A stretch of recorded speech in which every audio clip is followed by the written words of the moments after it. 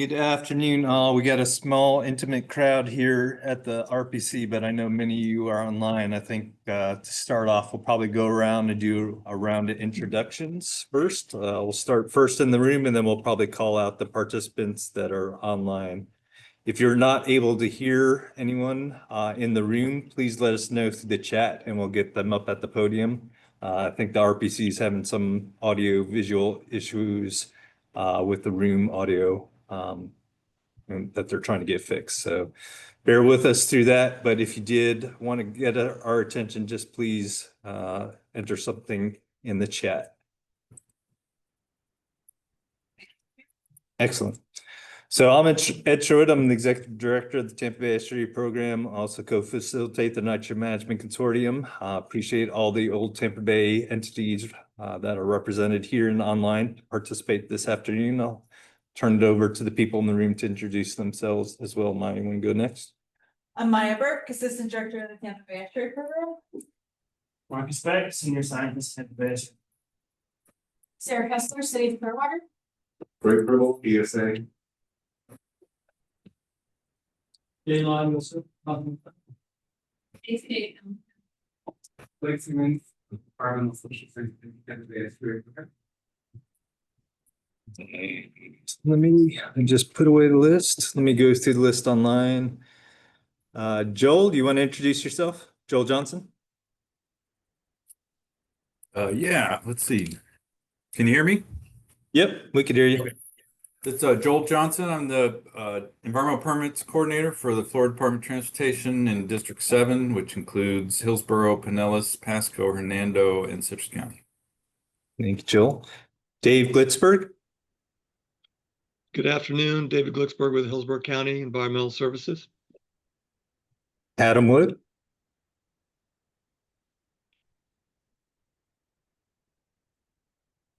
Don't hear you coming through, Adam. Your microphone might not be working. Brooke Driscoll? Hello, Brooke Driscoll, City of Largo Stormwater Program Administrator. Haley Pate? Yep, this is Callie Pate. I just began with the City of Oldsmar in the environmental program. Jeff Greenwell? I'm Jeff Greenwell with Hillsborough County's Environmental Services Division. E. Walters? Hi there. Yes, my name is Erin Walters. I am with the Natural Systems and Restoration section in the Southwest Florida Water Management District. Yeah. Is that Michelle Holton on top? Yes, Michelle Holton, Hillsborough County Environmental Services Division. Then I have Jing.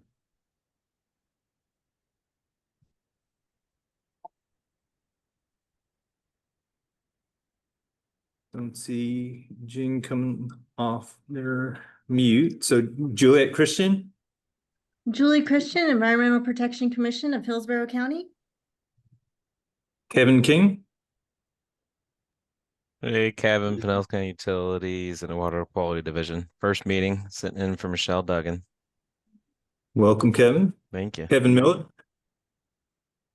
Hello, good afternoon. Kevin Miller, City of Largo Environmental Services. Kevin O'Donnell. Hi, good afternoon. Kevin O'Donnell, I'm the DEP in Tallahassee. I'm the program administrator over our water quality evaluation and TMDL program, which covers the TMDL and watershed assessment sections that handles reasonable assurance plans. Nicole Polio. Hi, I'm Nicole Polio. I'm with RES, a consultant for FDOT District 7. I have N. Yackel. Yes, this is Noelle Yakel on Duke Energy on behalf of Ilya Belcom. She is on vacation today, but I'm the environmental specialist at the Bartow CC station in Wheaton Island. Pete Owens. Pete Owens here with Applied Sciences. Good afternoon, everyone, and always enjoy helping fix Tampa Bay up. Hey, Pete. Rachel Vidic. Hey, good afternoon. I am also here with Rez, and I work with DOT District 7. Ben Ross. Hi, good afternoon. My name is Ben Rallis. I work in the Water Quality Evaluation and TMDL program at DEP. Ryan Rizik. Ryan Razik, Pinellas County Environmental Management. Shelby. Hi, Shelby Boschman, City of Largo. Tony Janicki. Tony Janicki with ESA. Troy Green. Good afternoon, Troy Green with Hillsborough County Environmental Services. Vanessa B. Hi, everyone. This is Vanessa Bauza with the Florida Department of Agriculture and Consumer Services, Office of Ag Water Policy. Welcome, Vanessa. And Vicky, I see you online. Vicky Parsons. Good afternoon. I'm Vicki Parsons with Bay Soundings. I think that's everyone. I see Alex Manos hopped on. Alex, you want to introduce yourself? Alex Manos with Pinellas County Environmental Management. The names were bouncing around, so if I missed anyone, please unmute yourself and introduce yourself now. Hearing none, I think we're going to move on. So again, thanks everyone for taking the time this afternoon to kind of work through some of the remaining questions and sort of recommendations that we've been trying to formulate for the old Tampa Bay segment through the auspices of the Nitrogen Management Consortium. I'm going to bring up my presentation. I think the plan today, since it's pretty much a smaller crowd in person, we do want to just have a conversation. So I do have some background information I'll kind of go through to hopefully bring everyone up to speed and sort of level set of how we got here today in October. But really, this has been sort of a year-long process and discussion. You might have recalled that way back last year, towards the tail end of last year, we actually started developing a decision memo to kind of understand what would be the best path forward to bring Old Tampa Bay back in line in terms of meeting water quality criteria more consistently. So through a series of meetings and sort of back and forth with both our Nitrogen Management Consortium and the Estuary Programs Management Conference, I think we've sort of made it through in terms of submitting a decision memo to the state. And we received that response back from the state in August of this year. And that's what we presented at the last official consortium meeting. So again, this is something we've been kind of talking about. I know I've heard some newer names mentioned in the intros, but I do want to give a little bit of background to make sure that everyone's on the same page. We're here basically at the request of the full consortium because the recommendations and discussions from the decision memo are based on entities in and contributing to the loadings in Old Tampa Bay. The full consortium wasn't ready to act until we actually got a firm sort of recommendation and guidance from this working group. So again, we appreciate everyone's time this afternoon kind of working through this. I think the biggest thing that came back from the department in terms of what our recommendation in terms of moving forward in Old Tampa Bay was there was some concern that DEP was asking for consistency in what that recommendation of moving towards an absolute load instead of a nitrogen delivery ratio for the Old Tampa Bay segment. They were looking for some more consistency in each of the Bay segments if we went this direction through the consortium. I don't think at this time the estuary program or the consortium has enough evidence or sufficient evidence to suggest that what we're recommending is justified for the other Bay segments. So I think we need to decide as a body how to respond back to DEP, and this is going to be in the form of the update to the reasonable assurance plan that we have to prepare for them by 2027 of next year. Or sorry, 2027, 2 years from now. So this is a point of sort of discussion that we need to sort of address and bring back to the full consortium. This idea that we are only making this recommendation of moving forward with a potential change to the numeric nutrient criteria and a way we assess reasonable assurance in this bay segment only for Old Tampa Bay. And, you know, that, again, I think has been a point of discussion and what has been discussed at prior consortium meetings.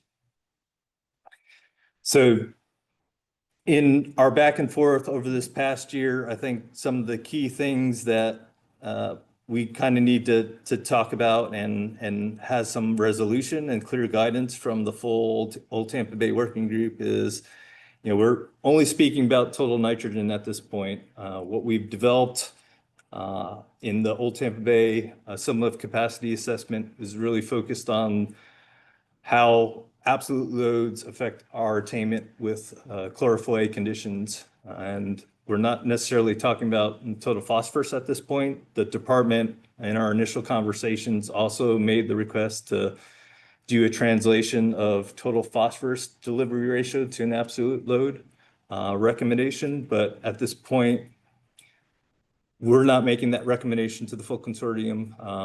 How we can sort of address that with the department's feedback, you know, that's something we'll need to work through. The second bullet point there is related to, again, we're only making this recommendation based on analysis that we have performed in Old Tampa Bay.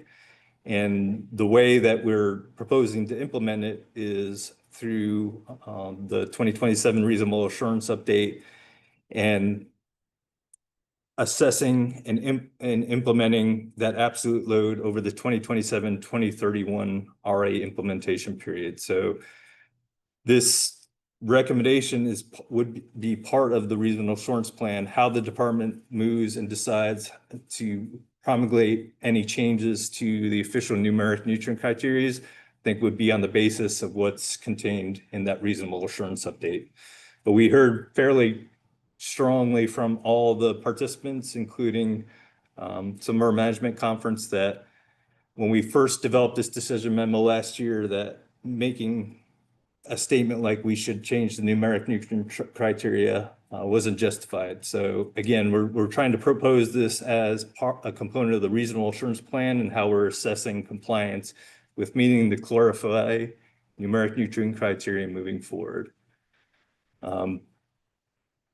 When and if we do get to the point where we're introducing this information back to the consortium, there'll be a decision on how to, you know, fully approve that recommendation at that point.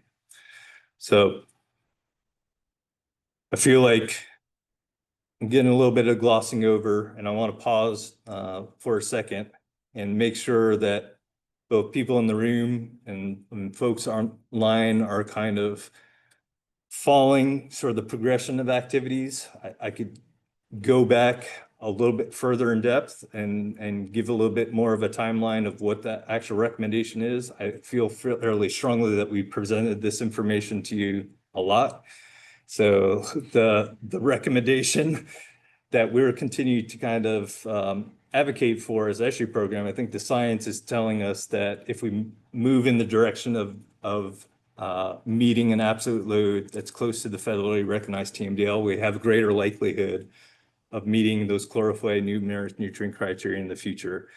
And the way we've been proposing sort of implementing that, it has been through the updates to the reasonable assurance plan and how we would assess compliance in that base segment moving forward when and if we do not meet chlorophyll numeric nutrient criteria consistently in 2 straight years.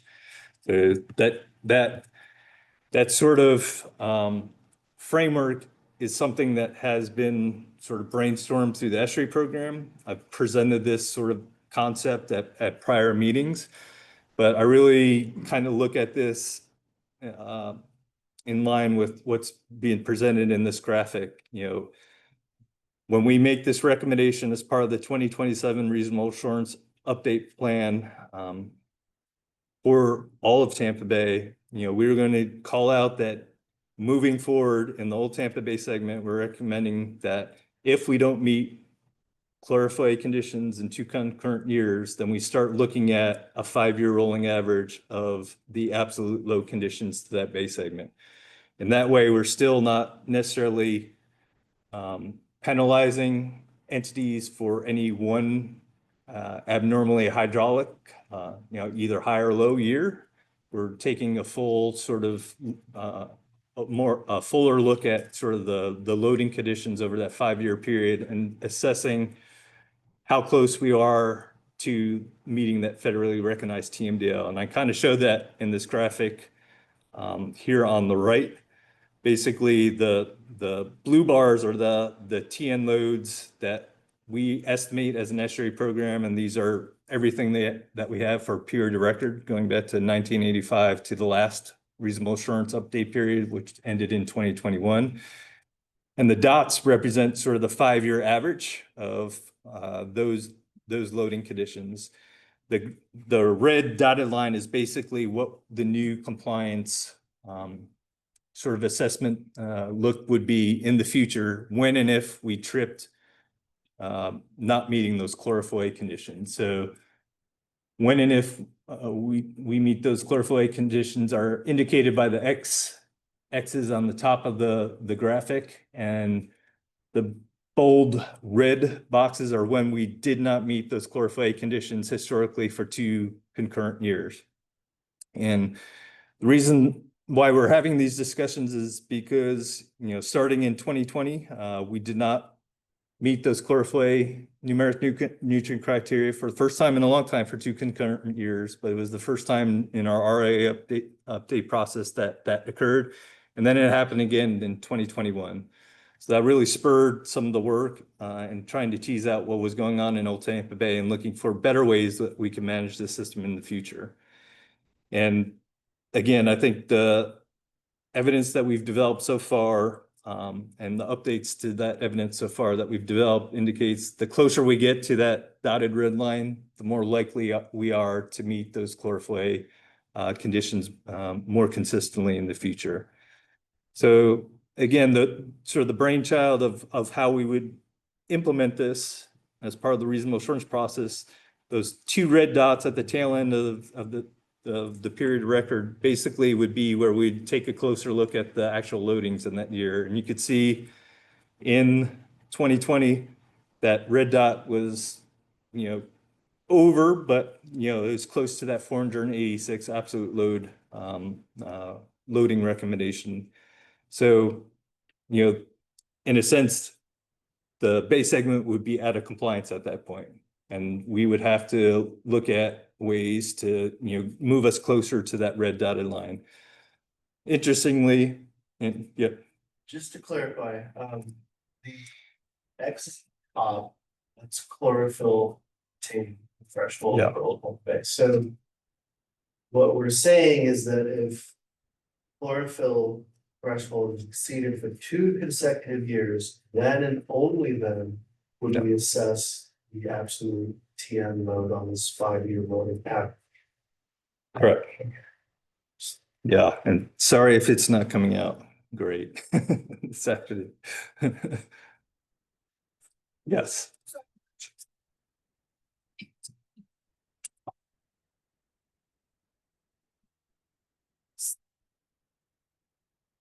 Is that Correct. okay? Really, with this new approach, the only time we will evaluate absolute load we've been 2 times in this entire period of record based on it. Is that right? It would be all the bold red X's. Those are 2 concurrent years. Basically, the year preceding didn't meet, and then. So if I move my pointer, so this year, this year, this year, this year, this year was when 2 concurrent years, and this was prior to a lot of the activity of the consortiums. This was like in the 90s and in 2004. That's when the assessment would be tripped, of looking at the absolute loading. You state the question. Yeah, sorry. So for those of you online, there's some questions in the room with regards to what the X's on the top part of the graph were indicating. So that is an attempt to, in retrospect, look at when chlorophyll A numeric nutrient criteria assessments would have been tripped in the past when we did not meet the chlorophyll A threshold basically in 2 straight years. The bold red X's are basically those years where it was 2 concurrent years where those conditions were not met. And that would necessarily, taking a look, if you trace your eye down from each of those bold red boxes down to the red circles, that's basically the 5-year rolling average of loading conditions leading up to that year. And that's sort of the point of compliance moving forward that we're proposing in this implementing this recommendation moving forward. So, you know, it's been since basically 2004 where this condition was tripped again, and it was during the last RA cycle, and why we started down this path of trying to understand how best to manage the old Tampa Bay system moving forward.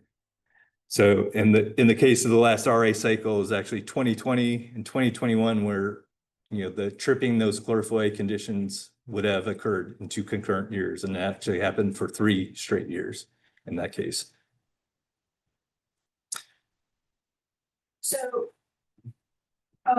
if this is put in to the 2027 RA, when would it go into effect? Provided everybody.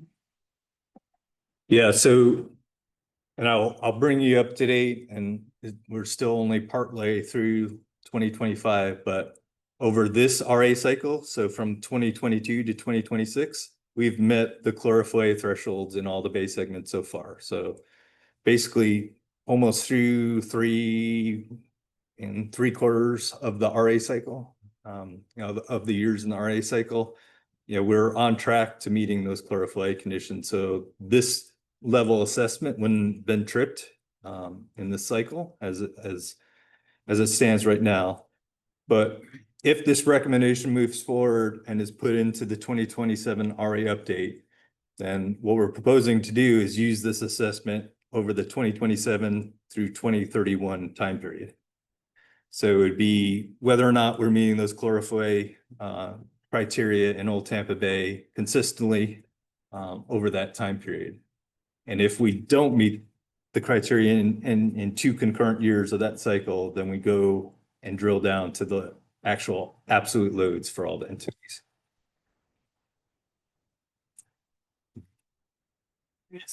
I think you said it, but I think it's important to get like consensus on this point that I think we all agree that applying this method to any other bay segment is a non-starter. We don't have evidence to support that.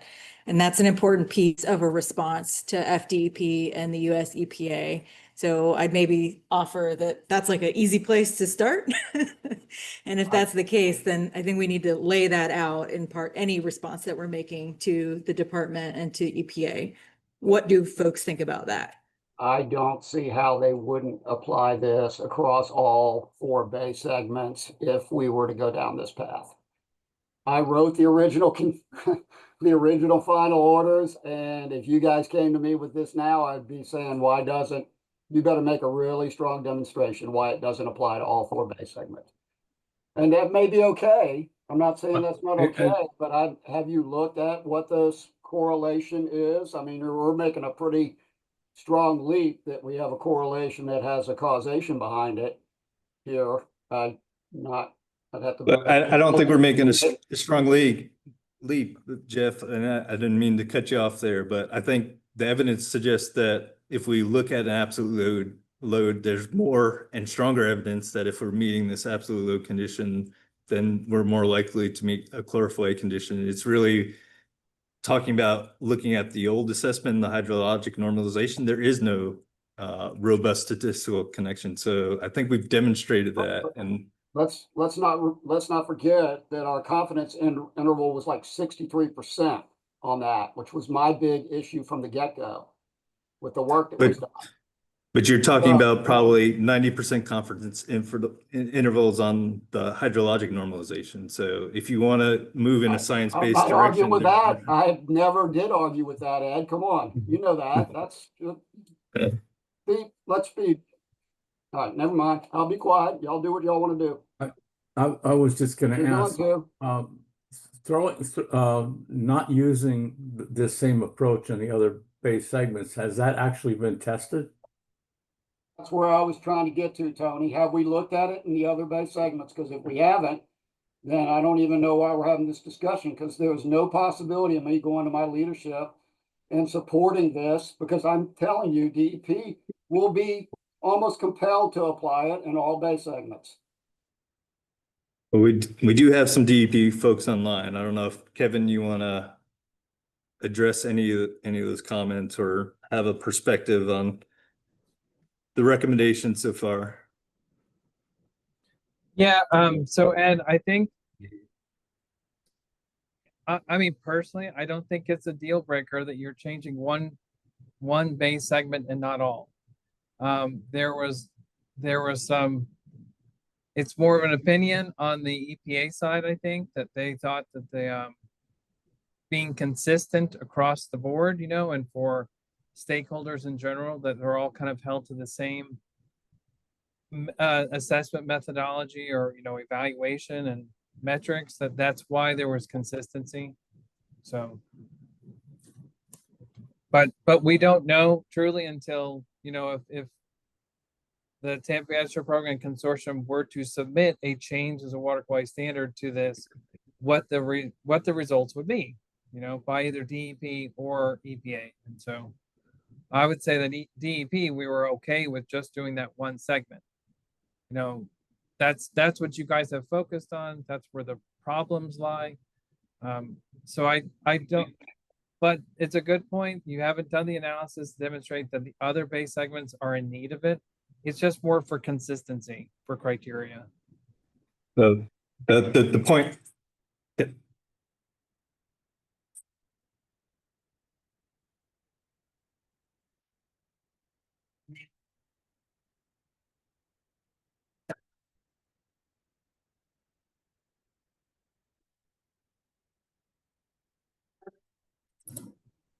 And I don't know if others could hear, but if you could repeat that, I kind of cut off there.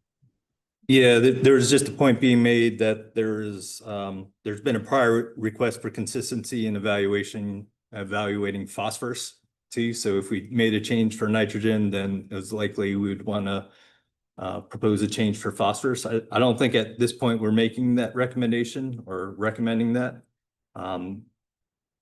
But yes, that has been sort of a comment back from the department in the past. It has been, yeah, you're right. And that's probably me more than others for consistency as well. If you change one, but again, take that as it's not required. You can have different expressions of the criteria, but it means more work for you guys to kind of report in two different ways. Yeah, and I just want to kind of go back and sort of rewind a little bit in terms of the consistency question across each of the base segments. I think we have evaluated sort of the implementation of the numeric nutrient criteria in all the other base segments. All the other base segments have consistently met chlorophyll conditions, have consistently met the hydrologic normalization process, which makes sense for many of those base segments because they're not dealing with sort of the tidal circulation hydrologic impediments that we recognize are happening in Old Tampa Bay. Therefore, we don't necessarily need to go down that road of just reconfirming that the hydrologic normalization for those other base segments is fine and working for those base segments because we're not tripping the water quality standards. The issues we've been having are in Old Tampa Bay, where we've been tripping the numeric nutrient criteria for chlorophyll A. And that's why we're making this recommendation to prevent that from happening again. So that's sort of the opinion of the estuary program and why we don't think we need to build up that justification for the other base segments because we've already demonstrated that in our annual compliance assessments that we submit every year to the department that say that there hasn't been issues in those other base segments. And I don't know if everyone agrees with that sort of point of view, but that's my point of view in terms of why we headed in this direction, and why our focus has been on the Old Tampa Bay segment, and why the recommendation that we're putting forth only pertains to the Old Tampa Bay segment. And I think from our conversations with the department, they are deferring to some of the information that we've developed thus far. And that's sort of the evidence that we're going to present in the next reasonable assurance update. And it's up to the department to make the determination of whether or not that still meets the reasonable assurance standard for all the base segments. That's sort of my point of view on it, and in terms of, you know, addressing some of these comments back in terms of consistency. I'm not trying to push the envelope on things that we don't think are justified based on the evidence that we've developed so far. I think the only evidence we developed so far is looking at an absolute low condition for total nitrogen as it relates to meeting chlorophyll in the Old Tampa Bay segment moving forward. I really like the graph though, Ed. The graph is it has got a lot of information in one exhibit. Those one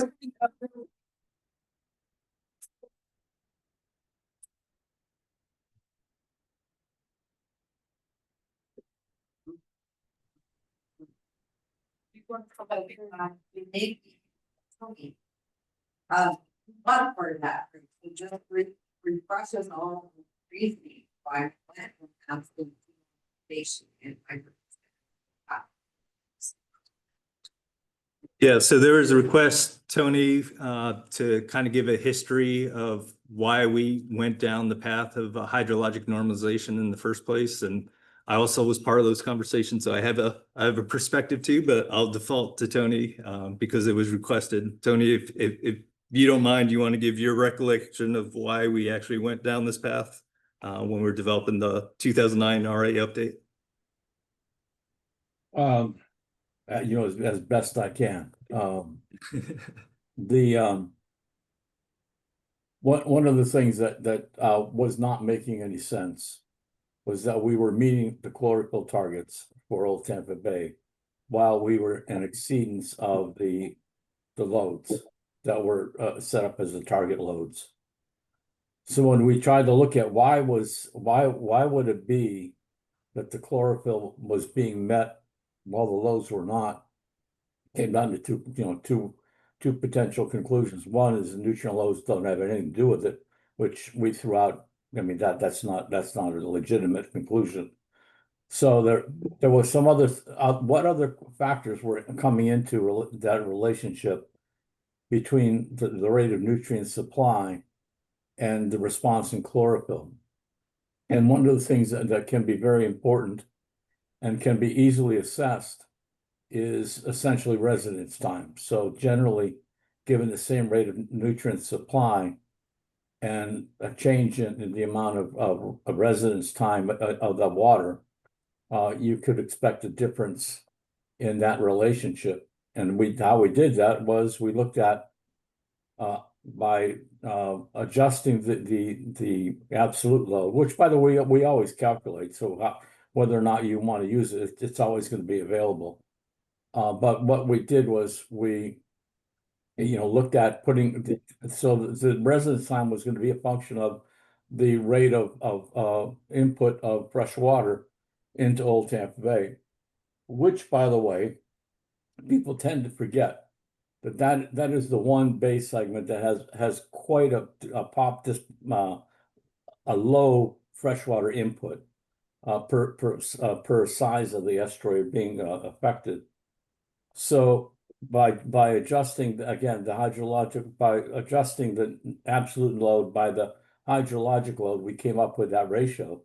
And when you plot that, you'll see that there was consistency between meeting the chlorophyll target and meeting that loading target. We took that and message up to Atlanta and met with EPA on that, and there were a number of people that sat in that room, as I recall. But that's how that came about. That was a few years ago, and EPA supported that very, very, very much so. In fact, yeah, it was basically resolving that disconnect whereby the chlorophyll conditions were being consistently met, but the loading conditions were not. And that was data that was available from 1985 up to about 2007, I think, is when we had that available. 2005, I believe, but yes.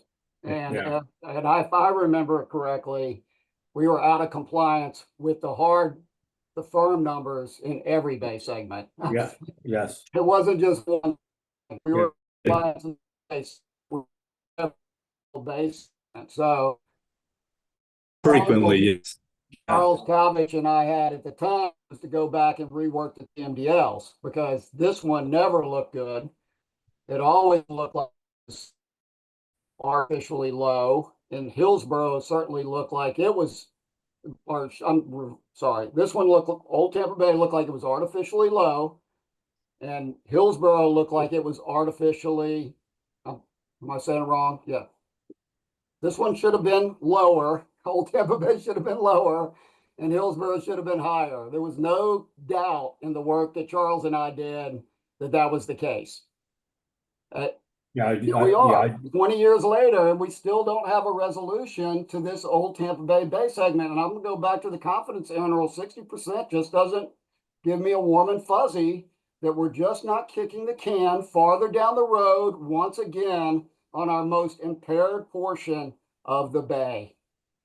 Well, I think that, making a recommendation like this really kind of depends upon the what if. What if either of these loading targets are not being met? What does it really mean? And what is the expected result be for the partners in the consortium? To what extent might their allocation change?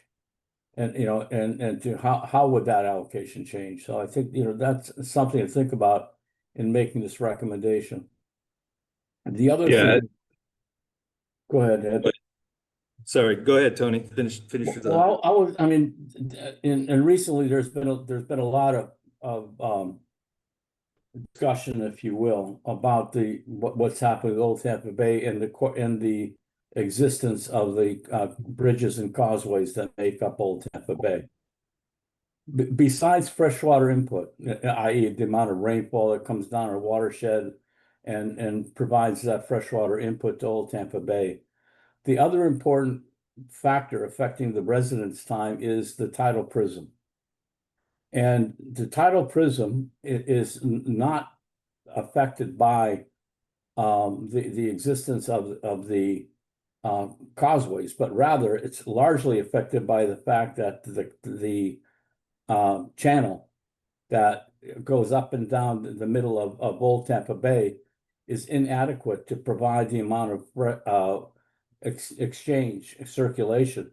If you look at the difference between, for example, the channel that goes up and down lower Tampa Bay, middle Tampa Bay, and into Hillsborough Bay, that channel is much deeper and wider and allows more circulation to occur, and maybe a more important factor than the amount of fresh water coming in.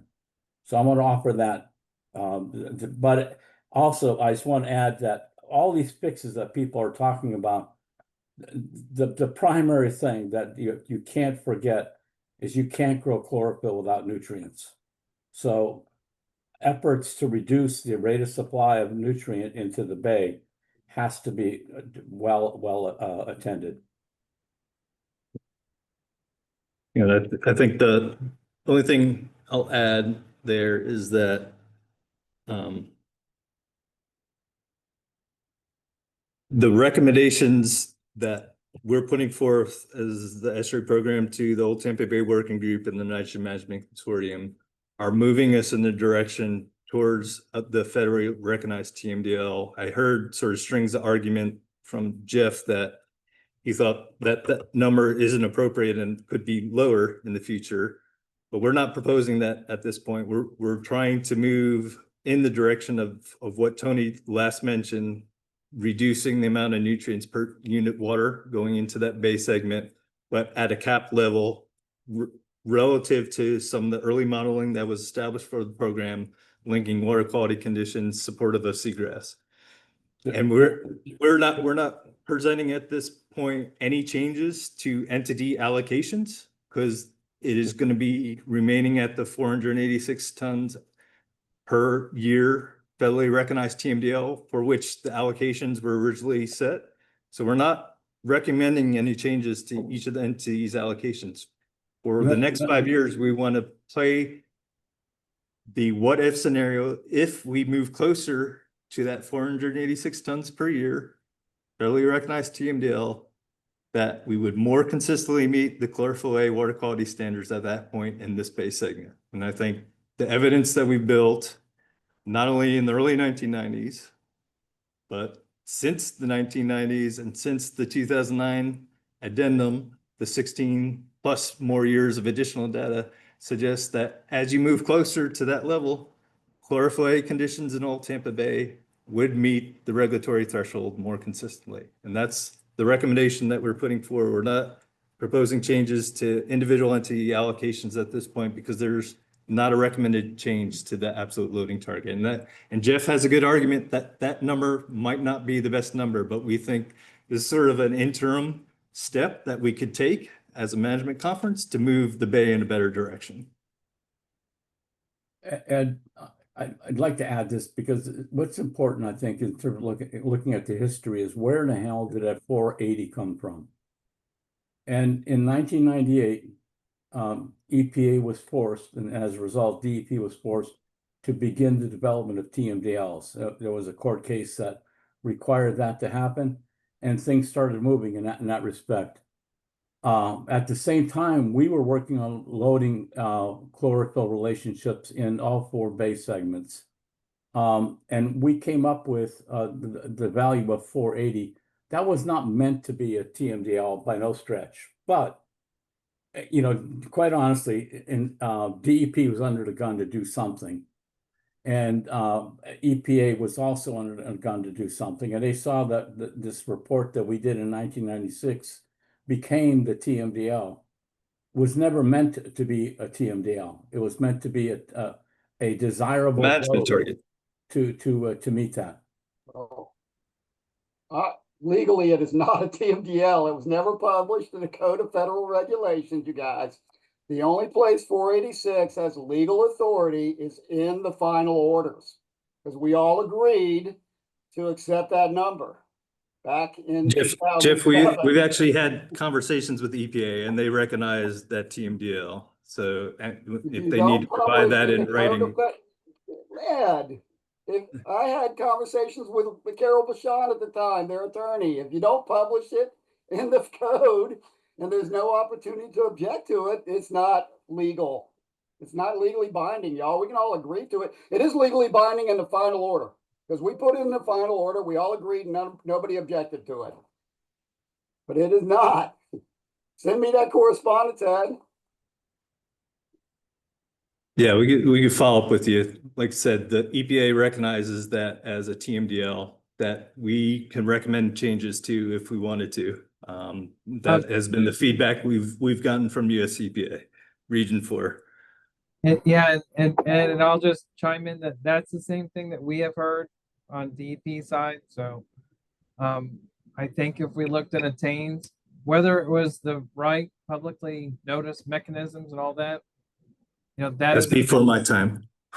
Well, yeah. And I have that correspondence with Carol Bashan, quite honestly. So you know what, Kevin? It should be part of your public record as well. Yeah, no, that would be good to have. And I'm only reiterating the conversation. Said that she would back us, but ultimately it fell on our your reasonable assurance document. Yeah. Somewhat surprisingly, Carol supported the hydrologic normalization. I agree with that too, Tony. I was present. I'll also add that it took a little while, but EPA did recognize the reasonable assurance plan also. And the trouble was that there was an EPA TMDL. And so, you know, the two of those together is kind of a conflict. TMDL versus reasonable assurance plan. Yeah, I'm not going to argue that we're in sort of a convoluted history in terms of where we're at in terms of reasonable assurance adoption, as well as a TMDL that was recognized by the feds, but not necessarily promulgated by the DEP. because of the reasonable insurance plan. So we're in a very unique situation in Tampa Bay, and we've sort of been dealing with the ramifications of that ever since through these 5-year updates to the reasonable insurance plan. You know, I don't want to stifle any conversation, so I really want to hear back from the entities represented in the Old Tampa Bay segment if they felt like this was the wrong move and direction to go towards. Then, you know, we want to hear that. As it stands right now, we put forth a recommended action based on the conversations we had. But if there's no action recommended by the Old Tampa Bay Work Group, you know, that's what we'd report back to the consortium at this point. I'd like to open it up to the floor. If anyone else has any conversation or input they want to provide, I'd be happy to sort of entertain that now. Sure. Do you mind coming up? Can you? So everyone can hear you.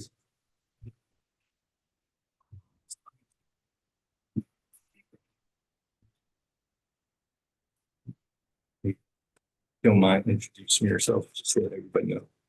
Heather Maggio with the City of Tampa. Tampa's position has always been that we are not going to be supporting this.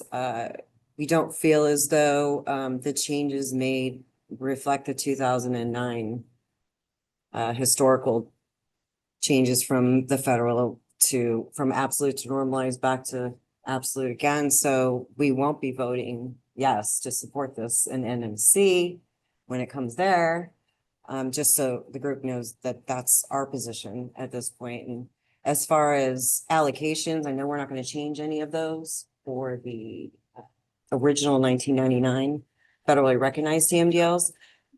But we would request that anyone who has the largest load is the one who's going to be solely responsible for those projects. And then we'll see how that, kind of like a prioritization plan we do with our TMDLs. We go through our watersheds and we decide which one we find that has the most opportunity for effectiveness and change. And then we go with that and then we work our way. So that's just a recommendation.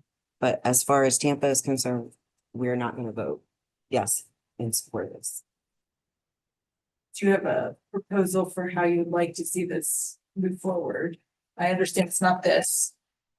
We don't have any new proposals for you, other than the fact that we did and when this initially was brought up, there was a lot of different projects that were brought to the forefront. Like, for example, making more cuts into the causeway, maybe doing some upgrades to the flushing that's going up, you know, over in that area, over in the plant and on the Oldsmar side, those kind of things. I know those things are coming around, but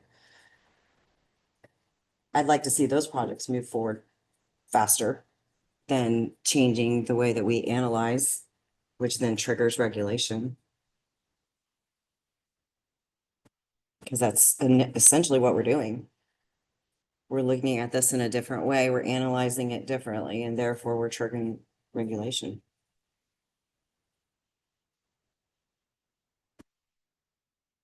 And I think it may be helpful for some folks to make a decision on this, if they understand what does it mean having this new threshold, if you will.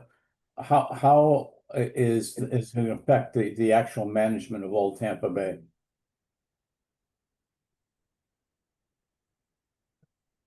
You want me to? Yeah, you go ahead. Yeah, Tony, appreciate that. I think what we provided through the Old Tampa Bay summative capacity assessment is that moving towards a 70 to 80 ton nitrogen load reduction would put us in a better place in terms of meeting those water quality criteria. So that's sort of a new nitrogen load reduction target that we try to shoot for. And that's just based on sort of average conditions that we've been experiencing in that bay segment. Some of the planned activities that Heather was mentioning that we know about, that we received from each of the entities, would bring us about halfway to that load reduction target that would be based on the recommendation that we put forth. And I think that's sort of the direction I'm hoping the region would decide to go in is that we would continue to act to address this problem rather than to say that the standards are just fine the way they are and we accept the condition of the bay as it stands right now. I don't feel strongly as an estuary program director that I could say that with the science that we've developed so far. So what I'm hoping to motivate in the region is that spirit of cooperation of everyone doing their part to move towards a new nitrogen load reduction target for that bay segment that would put us on a better path, not only water quality wise, but seagrass wise, because we know that this is the one bay segment that is actually at an absolute low in terms of an all-time record of all the data that we have going back to the 1980s. And that, to me, that's not an acceptable place for this bay segment to be. So what we're putting forth is sort of a motivator, and I'm hoping it's a motivator for action. But if that's not the sentiment of the entire community, I'm not going to force that down your throats.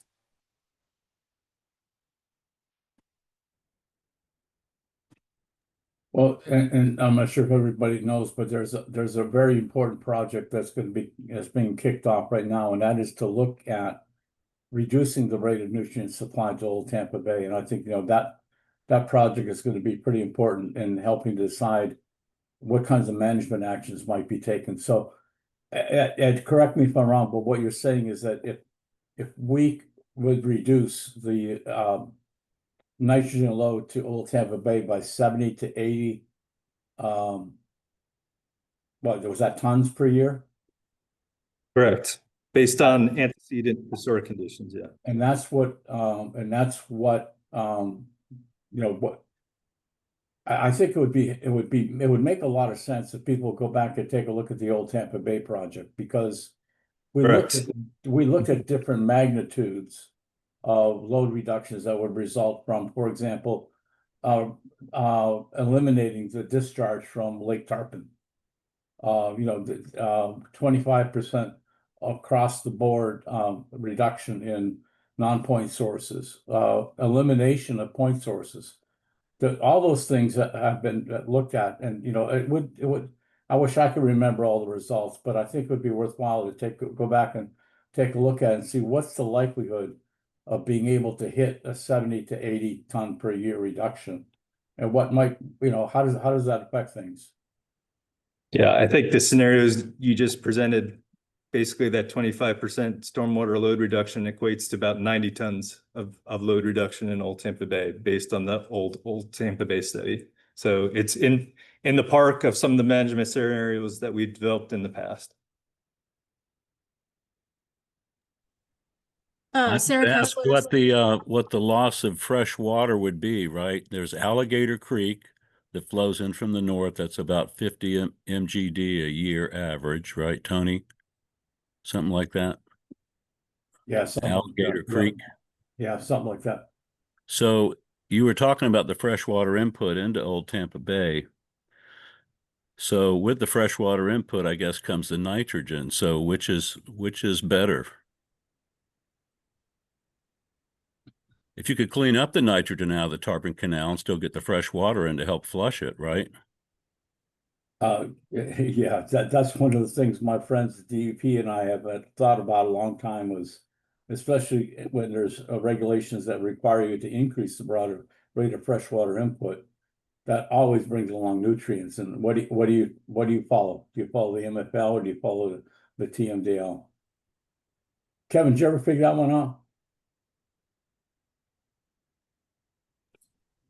If you mean me, no. Nope. Yes, yeah. I think Ed, that it would help maybe for some people to make a decision one way or another on this, is to understand, what does it mean? What does it mean, for example, if you're meeting the hydrologically normalized, but not the absolute? How does that affect how DEP is going to regulate what's happening in Old Tampa Bay? Yeah, I think, Tony, that's sort of been the intent of all of the task reports that we've been sharing along the way. And I think that's the conversation that we've been having with DEP and with y'all. And I think that the struggle that we've been in is that we all sort of acknowledge that there are these projects that are on the horizon, whether because the Florida legislature has mandated that you all pursue some of these things, or because, you've been investing in different projects to reduce nitrogen loads all along the way. But I think the overarching challenge, no matter how you measure it, whether it's hydrologically normalized or absolute loading, what we're showing you is that nitrogen loading is still the thing that you have the control, that's the lever that you have the control over, and it does have an influence on the chlorophyll conditions, which are what's giving you the regulatory headaches.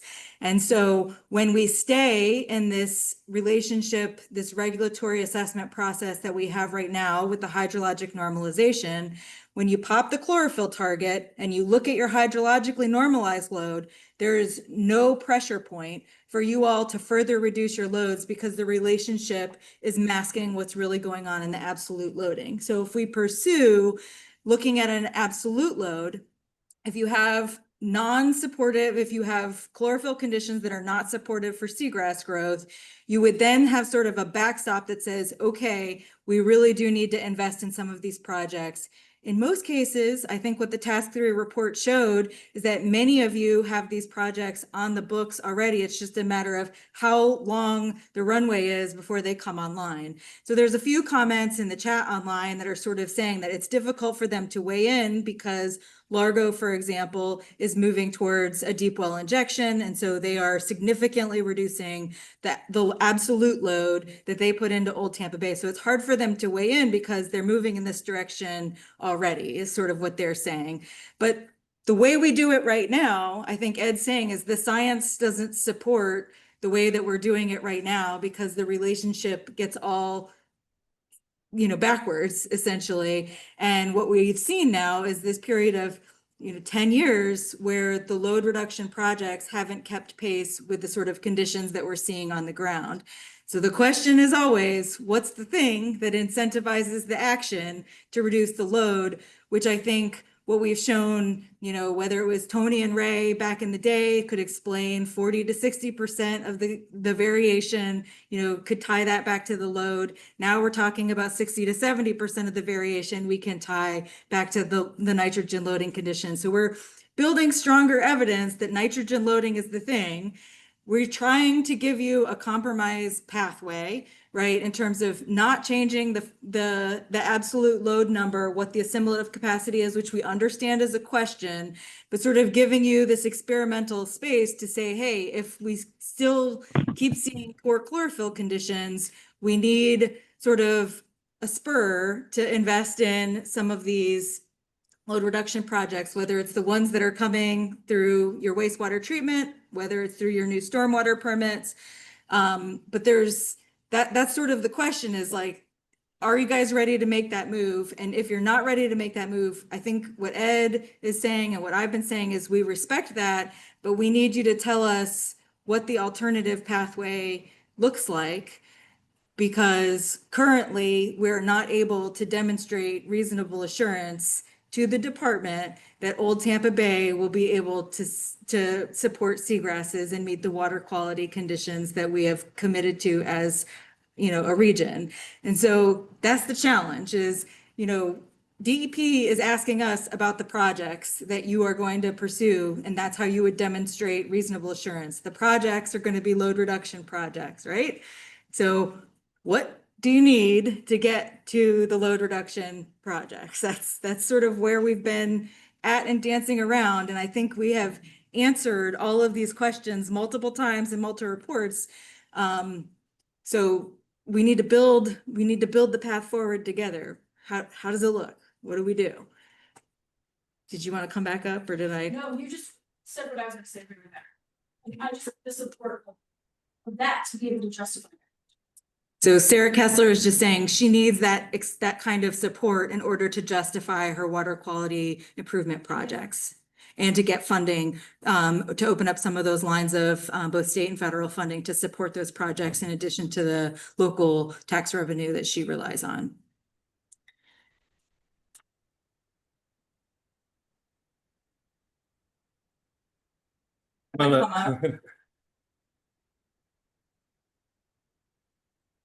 It's just us.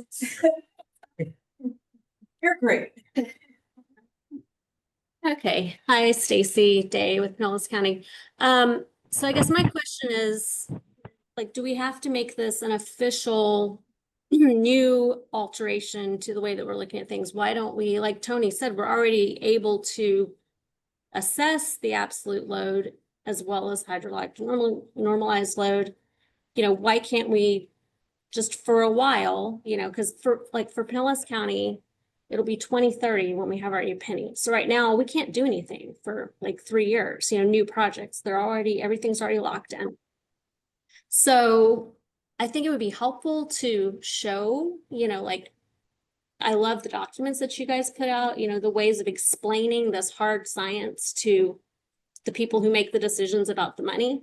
So I think that would be helpful, you know, show us what the absolute loads are doing and how that relates to the nutrient loads and the chlorophyll and the seagrass and all of that. I think that in my mind, that makes the most sense beyond going down like a new regulatory, you know, changing. I know you're not saying to change the NC yet, but it's a difficult process. And I think, you know, and even though maybe the DEP doesn't necessarily think that we'll be looking at cross-base segments or all the other parameters, I think it's kind of likely that EPA will say that. So, you know, I think I've mentioned before, we just had we had a meeting last night on Lake Tarpon. We were looking at just having a slightly different chlorophyll A criterion, and they insisted on cranking down our nitrogen and our phosphorus, but raising the chlorophyll just because they wanted consistency across looking at the data. So, you know, sometimes you don't think you're asking for much of a change and you're going to get a change across the board, like more than you maybe hope for or want. So can you tell me a little bit more how your alternative might work? I mean, I think that you could still go ahead and assess the absolute loads. Again, you know, do this, but do we have to have it written into like the official assessment of in the RA plan? And again, you know, so like maybe we can use this as an interim, like, let's try this. Let's see what it looks like when this happens in order to really be able to envision clearly what this would mean if we adopt it. And again, and I hate to keep kicking the can down the road, but, you know, again, 2030 is the time that, you know, we'll have funding available for new projects as far as county big projects. I mean, so right now is the time to be like, you know, sounding the alarms a little bit, like we've got to really turn our focus to Tampa Bay. So again, I love the research that's funded through the estuary program, because that's the part that I think we still have some unanswered questions, even, you know, about what is the cause of the seagrass decline, and, you know, the things that we're seeing with the chlorophyll, nitrogen, phosphorus. I'm not sure if this has been done, but it's something to consider. Maya, you're talking about there's a laundry list of projects that people have brought out. Typically, what the department would do in a process like this would be to provide their verification tool. So it might be a really good thing to do is to use that tool and come up with what the best anticipation and load reduction that may be brought about by the projects that have been put forward. Yeah, I think we capture some of that in the task 3 report based on the information we were able to garner from each of the entities represented in the old Tampa Bay segment. And that information suggests that we would be about halfway towards that target I was talking about before. The other part of the verification tool that's important, Ed, is what is the anticipated % reduction that comes about. So just, I mean, again, just that tool is being used all over the state, and it probably wouldn't be a bad idea to take a look at. We tried to do that with the database management, the system. Remember that we worked on with you guys over the years. But this tool, I think, I've learned at least that it's a useful thing and for consistency in particular. Yeah, heard. And I think just kind of responding to some of Stacy's comments to sort of that interim path forward, I think what you see up on the screen in terms of a recommendation is a narrative we have to provide to the department on how we are going to better manage Old Tampa Bay in the future. As part of that interim step, we're not recommending, and there's no statements in this recommendation that say the department should be compelled to change the numeric nutrient criteria. We're proposing to assess compliance, and we could do it both ways. We could look at the hydrologically normalized load and the absolute load over the 2027 to 2031 period. If that's the interim step that we want to take as part of demonstrating reasonable assurance to the department, we could put that forth to the department, and it's their decision to make at that point whether or not we demonstrate enough reasonable assurance that we'll meet water quality conditions in the future.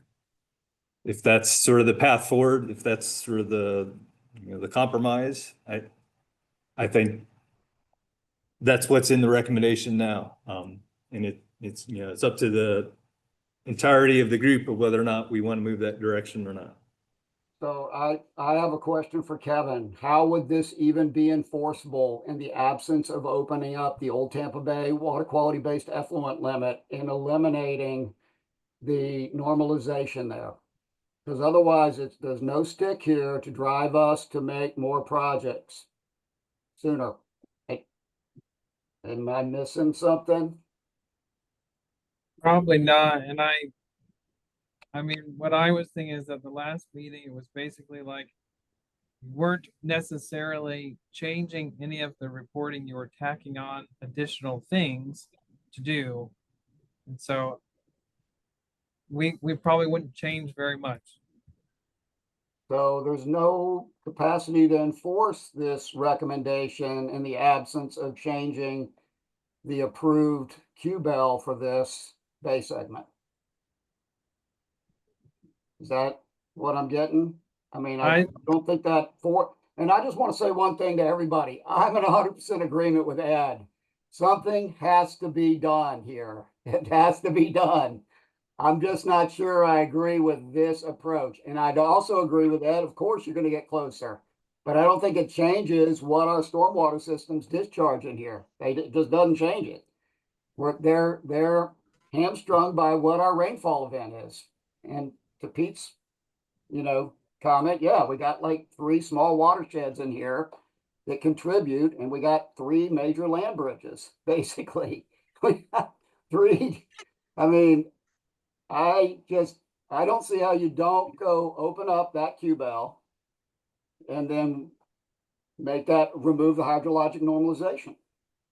Otherwise, we're just telling you, here's the graph that Ed presented for the 5-year rolling average, and we're out of compliance with it. And certainly that correlation was strong. That then you fail your chlorophyll in 2 years in a row. I don't know what else to say about it, but I completely agree with Ed. Something has to be done here. This bay segment will not be Recording better. that, Jeff. Sorry, Ed. I know that probably caused you huge disconcern, but I totally agree. I've always agreed from the beginning. I've always thought this bay segment had too much load applied to it. I looked at the data. It's undeniable, y'all. I'm sorry, it's undeniable. I'm still not sure. I wasn't a fan of the normalization when we did all this.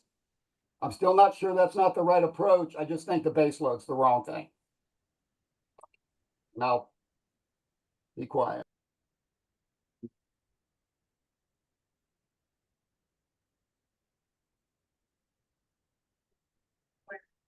Yeah, if you don't mind, thanks.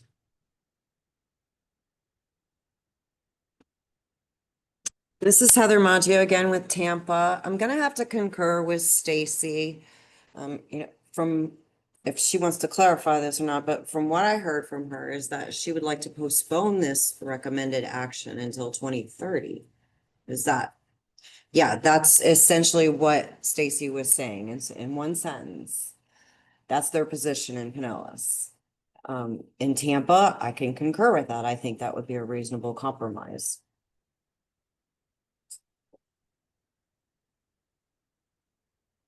So to clarify.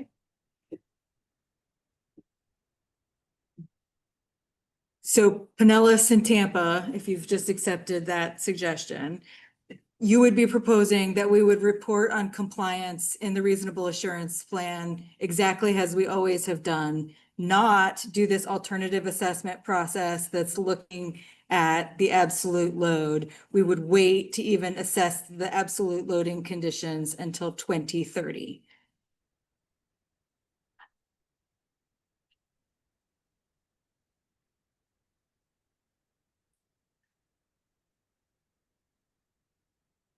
So your question, in a decision memo that you would put before the full consortium that we would be then submitting to the Florida Department of Environmental Protection and US EPA is, would it be acceptable to continue on as we have and not change the assessment process until potentially the 2031 to 2036 time period? Is that would be the question you would like us to pose, whether that would be acceptable to the department? Well, we have to demonstrate reasonable assurance for Old Tampa Bay. We hadn't done that in the last period, and so we have to be telling them what we're going to be doing. We've posed a series of questions to them and they have responded. And so now we're trying to respond to their questions with any follow-up questions that we might have. And one of the items that's sort of outstanding is this question about how we assess compliance using an absolute load, whether it applies to all bay segments or only Old Tampa Bay, and whether or not that's a path that we might pursue. And so to me, that is both a response that we received from the Florida Department of Environmental Protection and the US EPA. And they posed a question back to us about needing further clarification of what that would look like in order for them to accept, the reasonable assurance plan. So to me, if I was in your shoes, I would want some assurance from DEP that that kind of approach would be acceptable. And if it's not, then you know that that pathway isn't going to get you where you need with DEP, and you need to retool to a compromise that is not only preferable for you all, but also acceptable to the regulatory agencies, right? Like that's what I would want. But part of the answer to the question that DEP is asking goes to how we did things back when. And Jeff, you remember that was the question we had. Well, what happens if one of the bay segments is out of sync and everything else is okay? And that's why we had separate QBells for each of the 4 bay segments. So that's the answer really to the question from DEP, is that Old Tampa Bay is different they're all different from each other. And that's why we had separate models developed and QBells developed. And that's how we came up with different criteria for each of the segments. So the recommendation or the consideration by DEP of doing it consistently across all 4 base segments, I'm sorry, just doesn't hold a lot of water. Yeah, that's kind of where I started. I thought that was going to be an easy consensus point in the room, and bully on me. I think, you're right, Tony. That is why we broke them up, so that we could open the individual QBells. But the hydrologic normalization is in the overarching final order, not the individual QBell. So that has to be a consideration as well. What kind of exposure are we all getting by opening? What kind of exposure do potentially the other bay segments have as a result of opening up that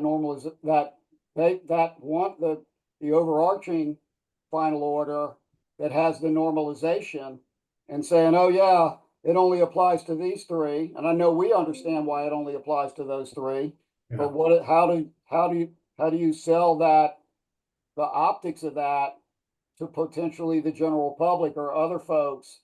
I mean, I was so worried we'd get petitions from David Guess and others at the time. Yeah.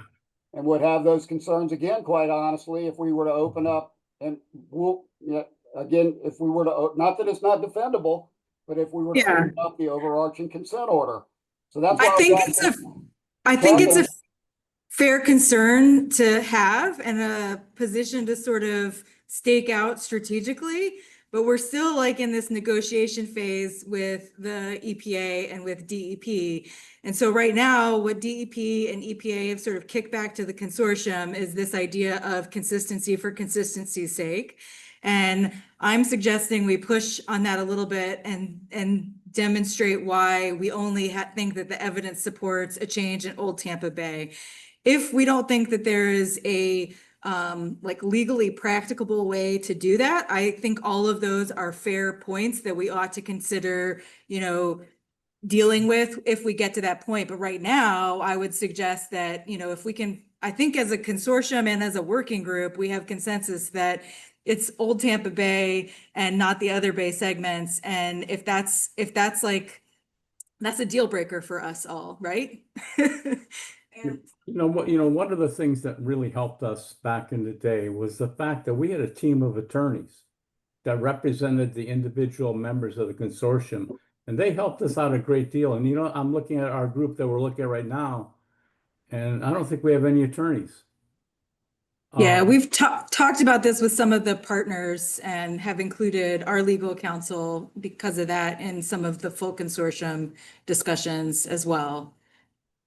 Yeah, I think that if it were me, I would want to I would ask my guy or a gal who is my attorney that I need to depend upon.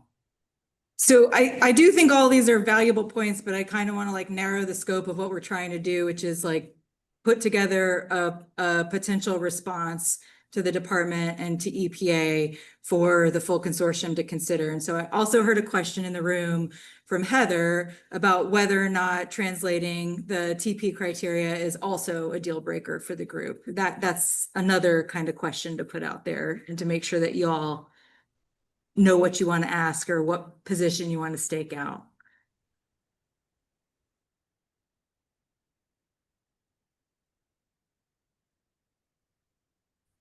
Again, if I could just go back to what happened back when, that we, original work that we had done on the criteria was focused on nitrogen because of the nitrogen limitation that occurs in Tampa Bay. But EPA was absolutely required it.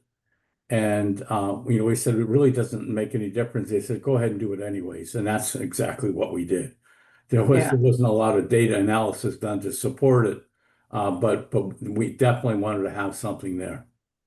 That was a deal breaker, not having it. Yep. Some of the folks online, if we roll back a couple of questions ago to this one that's come from the room, this idea of jail support asking a question about whether or not it would be acceptable to the department if we defer doing any sort of differential analysis until after, we complete the 2027 to 2031 RA cycle. Is there, because I think I heard from Ed that that's something that's a hard position for the estuary program to accept, is not just reporting on the absolute loading conditions, but I respect and I'm trying to convey the comments and the thoughts of the room. And I wonder what the folks online think about that request. Is that one that you all would like to see in a comment letter back to the department and EPA?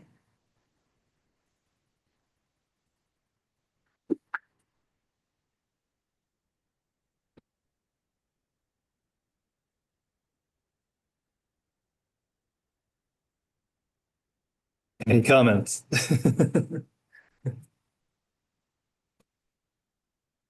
Well, I don't mean to divert here, Maya, but what does the TP data look like, you guys? I've never even looked at the TP data. I mean, if the TP data is good, I have no problem accepting adding in TP. I don't know though. Never been a focus here, and I guess never been a focus here. That's all I can say. You guys probably know it better. I thought we, on the assessment side, we were putting it in category 2, saying it's attaining, but that's what we were reporting. But from what we got from Maya and then. Yeah, I think largely we meet both the absolute TP load translation and the hydrologically normalized TP load. In all the bay segments, I think, for the most part. As Tony suggested, a lot of those criteria were developed because there was a requirement to assign both the total nitrogen and total phosphorus criteria to each of the water bodies in Tampa Bay. So those numbers were developed based on historic conditions, and that's what made it in the rule. And I think luckily those historic conditions are still manifesting in the bay, and we're not sort of tripping any phosphorus loading target that has been developed in the past. Right. Well, and that gives me a high level of comfort. Now, the one thing I would say about this bay segment versus Middle Tampa Bay and Hillsborough Bay in particular is it's not nitrogen limited. And Hillsborough and Middle Tampa Bay are nitrogen limited. So all the domestic plants, I believe, all the domestic dischargers that are into salt water have phosphorus waivers. They don't even have to meet one part. Not that they probably don't with the kind of plants they all are, but they're not regulatorily required to meet one or less than one. I would just say that on those two bay segments, but I would be very interested on all of them. I mean, I think that would give us further insight into some of the hydraulic impediment of Tampa Bay, Old Tampa Bay as well. So. Yeah, I was just going to say good point, because most of the facilities do have phosphorus. Sarah Kessler, City of Clearwater. We're at the end of 2025, and I just think about 31 is not that far away. And so like making these plans for these projects that you're going to say you have funding in 31, you won't have the priorities set up now until 31. And that's, I feel like that's a problem.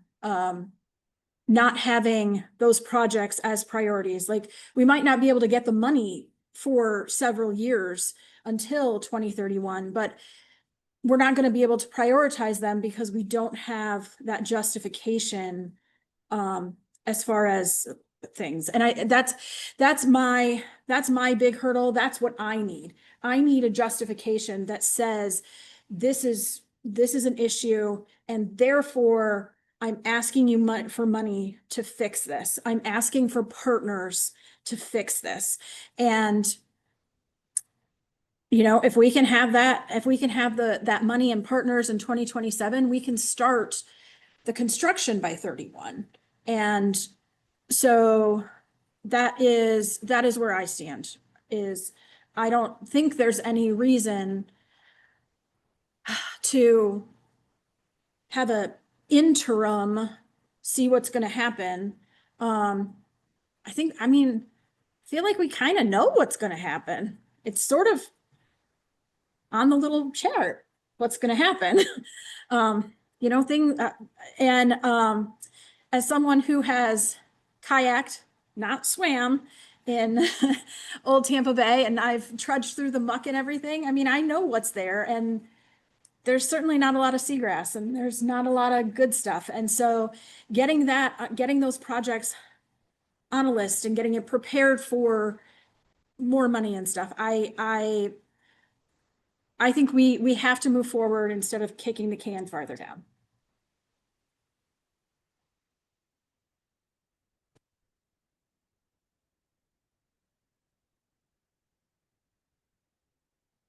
Hearing two sort of contrasting directions of doing sort of this interim work now and making sure that we have targets set up that are going to justify cost for projects versus delaying sort of a decision until we have more comfort that resources might be at play, and we would be able to address sort of this recommendation at the 2030 period.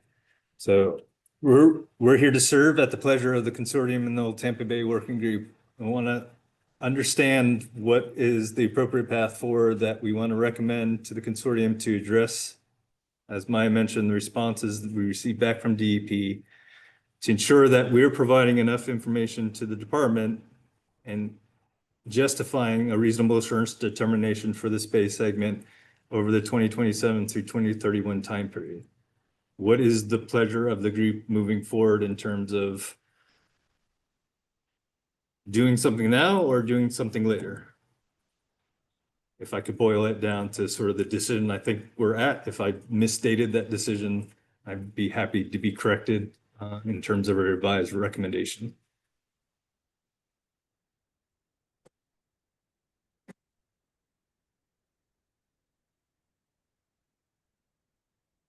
I think the main stakeholder that's missing is Safety Harbor.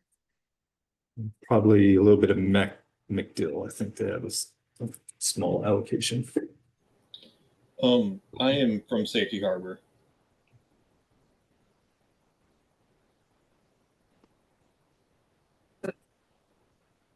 Okay. I mean, I think there's no point in delaying whether we're gonna try to get projects done or not. I mean, I don't see the point in kicking the can down the road. Thank you. Was that Colin from Safety Harbor? Yes. Yeah, appreciate that.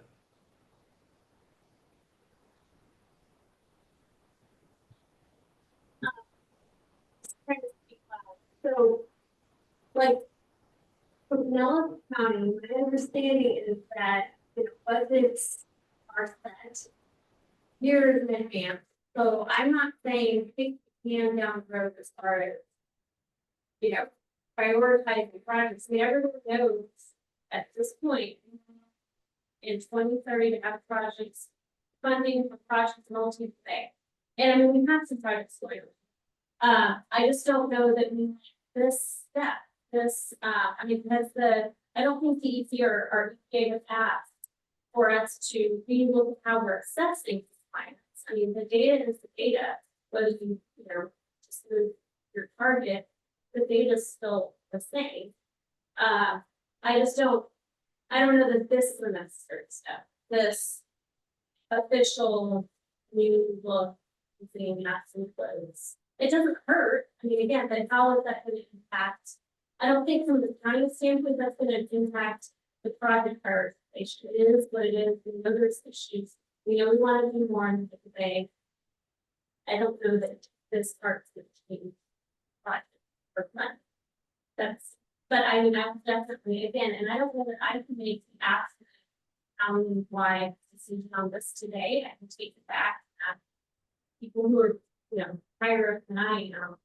And so maybe we could just send out the recording or the talking points and ask for everyone's way and are missing efforts or two. And I don't know if people who are on the call here are the right. So what is the recommendation that we send out at that point?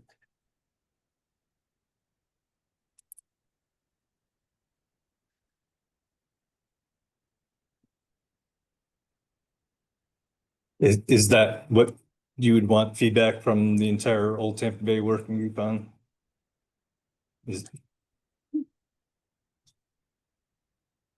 Yeah, that's why we're here.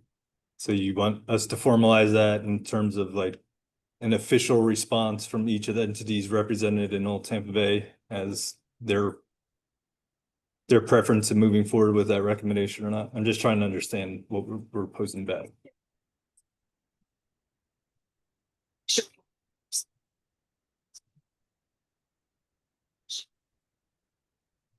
Bring them together. I think everybody's here. Question is whether or not they have the correct amount of authority within their respective organizations.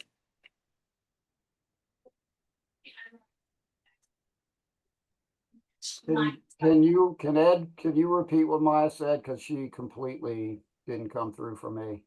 Sorry. We're just trying to get some clarification from folks in the room on what the recommendation would be that we're asking for sort of those in authority for each of the entities to weigh in on.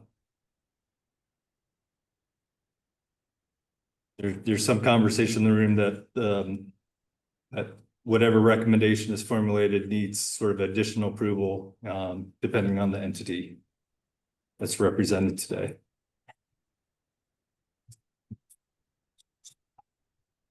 That's not. That's.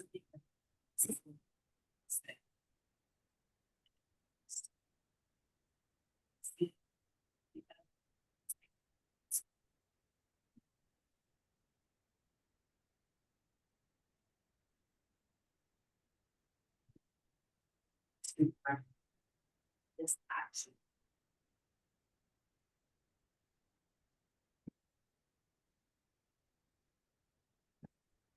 Yes. To X equal. It doesn't. So either it gets recommended. Or it doesn't.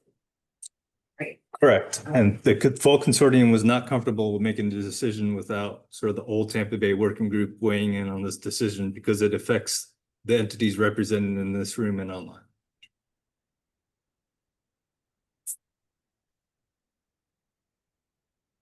Yes. Yep. So she. So maybe.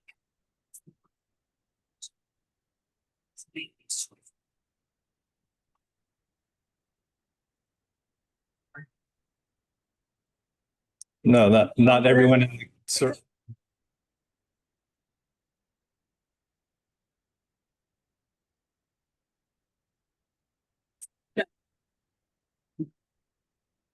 Yeah, that's why these recommendations are formulated through the consortium, because the consortium represents all permitted interests in the region.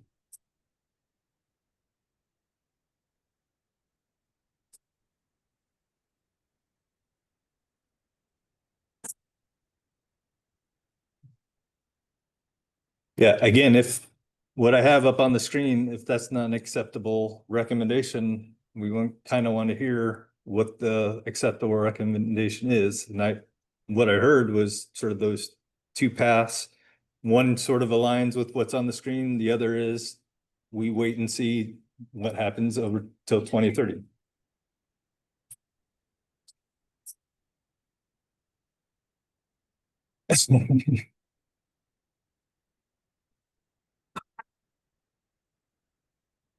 Can you say it up here so we don't have to.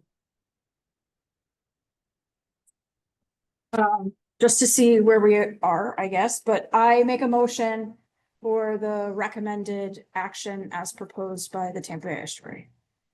So is that sufficient? Is there a second?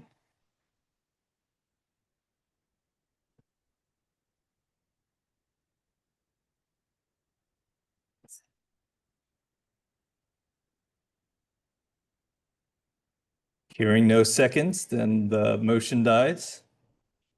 Is there an alternative motion to recommend to the full consortium that no changes to the reasonable assurance for Old Tampa Bay will be contemplated until the 2030 time period? Is that the alternative recommendation that I heard?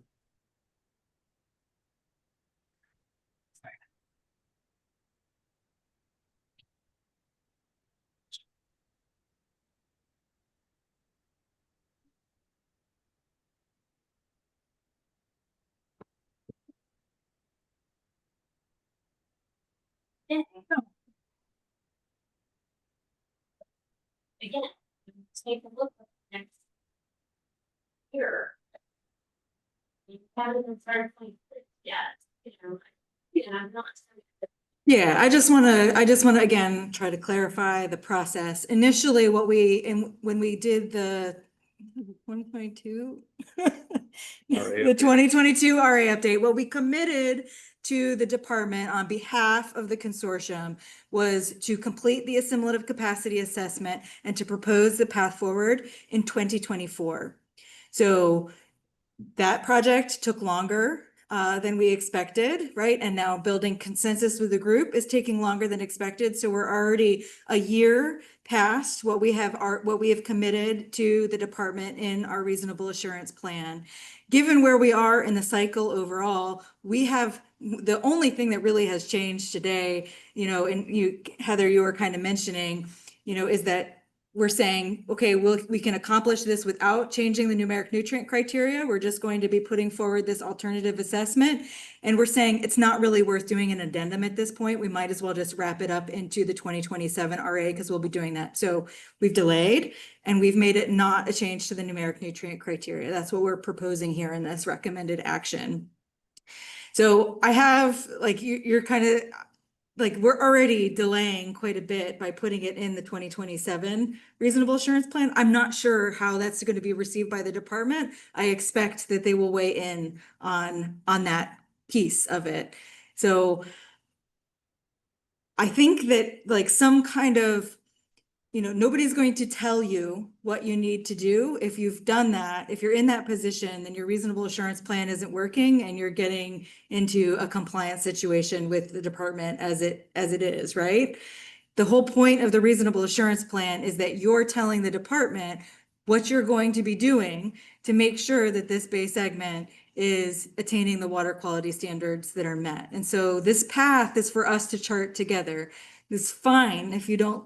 We're trying to give you suggestions of ways it can go. I hear you that it's not fun, that you don't like it, that you'd like us to wait longer. I hear all those things. I think we've been doing those things, but we do have to tell them what we're going to do. That part I do think is a necessary step as part of the reasonable assurance plan. So I'm not sure if that's answering your question, Stacy. We're already talking at least 3 years later than what we have committed to the department, right? Yeah.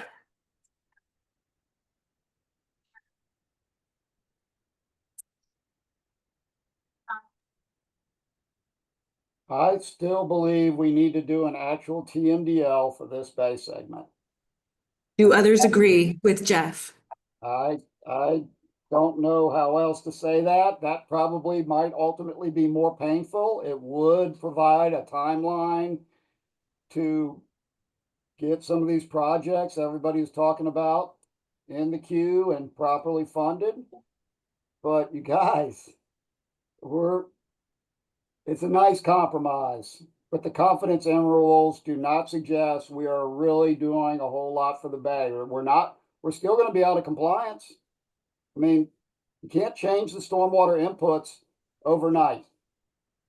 And then we've set another target that probably is not low enough. And it's really that simple, y'all. This thing was, Tony said it, 486 was never meant to be the TMDL. It was the baseline of the discharges from whatever, 92 or 90 to 93 or whatever it was, Tony. 90, Jeff, 92 to 94. That was the average. That was the reference baseline. period. Yeah. Jeff, I take issue with how you're portraying this to the group, though, because based on every compliance assessment that we have done thus far for this reasonable assurance period, we are not out of compliance in this bay segment because the chlorophyll conditions have not exceeded the threshold. So that doesn't put us into the position of evaluating the load normalized or absolute. So I don't think it's fair to suggest that we will be out of compliance no matter what. If we were only looking at the loads, maybe, but maybe not. Those data, we don't have those data at hand yet. We're still working on getting those together. The assessment still hinges on the chlorophyll conditions. And right now, for the first 3 years of the assessment period, we're not out of compliance. Okay, well, that wasn't presented in the data, but what I will say is the document that was produced that moved us in this direction had a 62% confidence rate envelope of success. I might as well be flipping a coin. You want us to invest tens of millions or hundreds of millions of dollars to rectify a problem that we still may not be below the limbo bar. And that's where I'm coming from. And I didn't mean to misrepresent that, but it's always been my opinion. And I shared that with Charles Kovich at the time. We had a shared opinion on that this was not the right solution for this bay segment when we wrote the final orders. And those were hard discussions too. I get it. Yeah.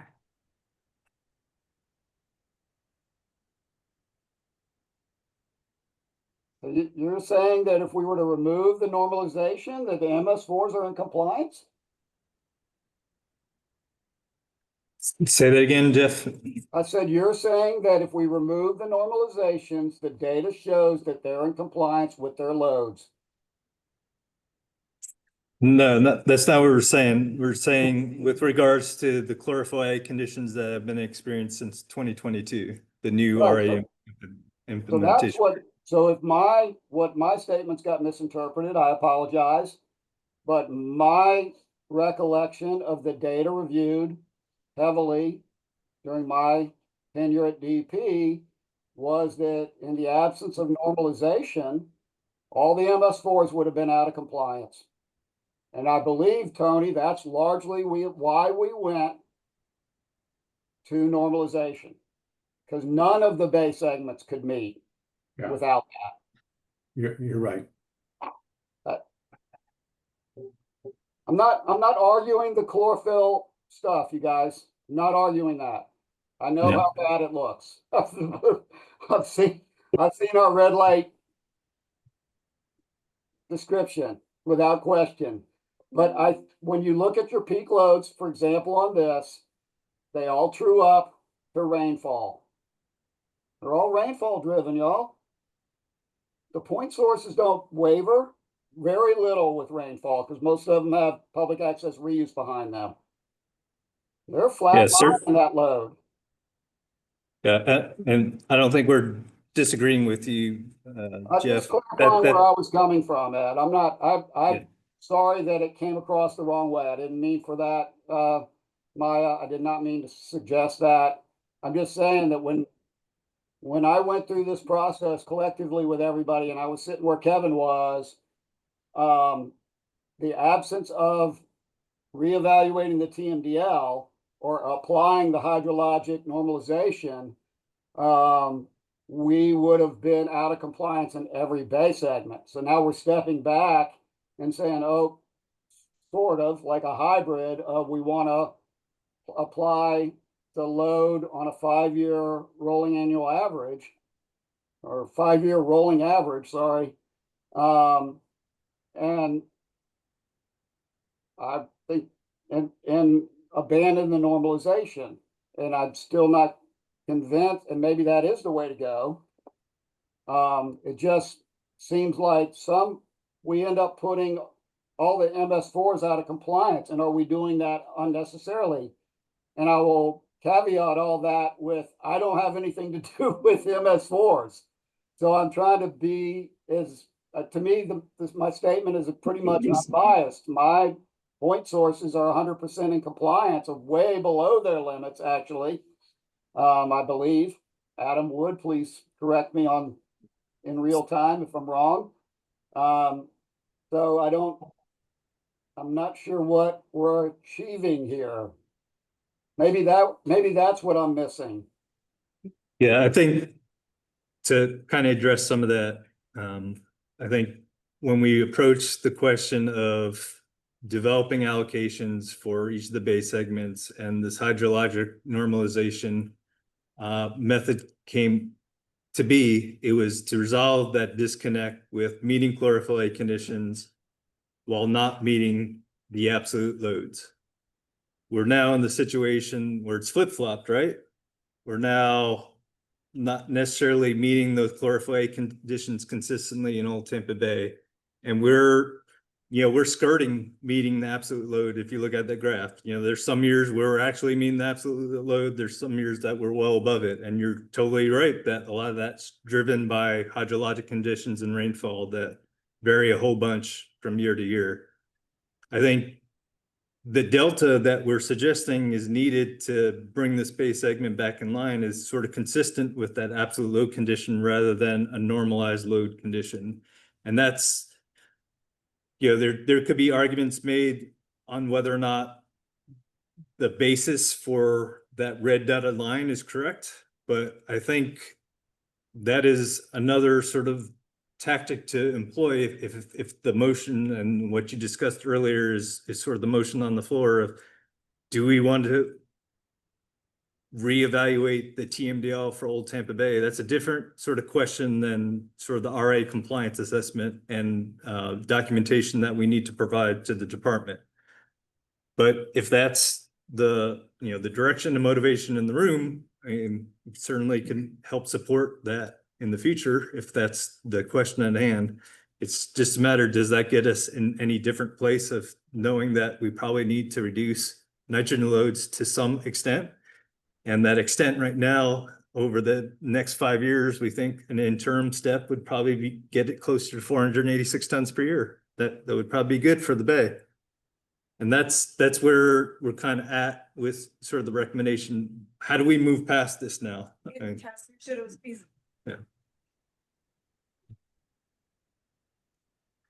So Maya just pointed out that task 3 of the latest at Old Tampa Bay Summative Capacity Assessment actually demonstrated that from projects that were either planned or in place, or that could be implemented if there's enough will and resources to do them, like the Lake Tarpon Outfall Canal or oyster restoration at scale that would actually have tremendous benefits for water quality filtration. Those are big ifs, but that's what was modeled. I like what you said, Ed, and it just makes me think when you talk about it flipped.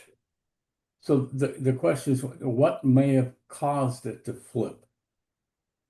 And there's some things that have happened in the last 10 years that are different from what 1992 to 1994. And they're all related to climate change. We've got higher temperatures, we got different rainfall patterns, etc. To what extent might they be weighing in here? Yeah, and those are valid questions, and we modeled some of that in the latest Old Tampa Bay Summative Capacity Assessment. So the expectation of meeting chlorophyll thresholds with a warmer Old Tampa Bay is probably going to be even lower in the future if things remain the same. And I think the other point that I think we're observing, and it's sort of debatable because we weren't monitoring to the levels we're currently monitoring now, but we have pyridinium more consistently since the early 2000s until now. Past couple of years that's changed, and we're sort of acknowledging that, but the chlorophyll A's are still pretty consistently varying right about the threshold. So even though we're in the green, we're meeting those chlorophyll A thresholds over the past 3 years. We're flirting with not meeting them.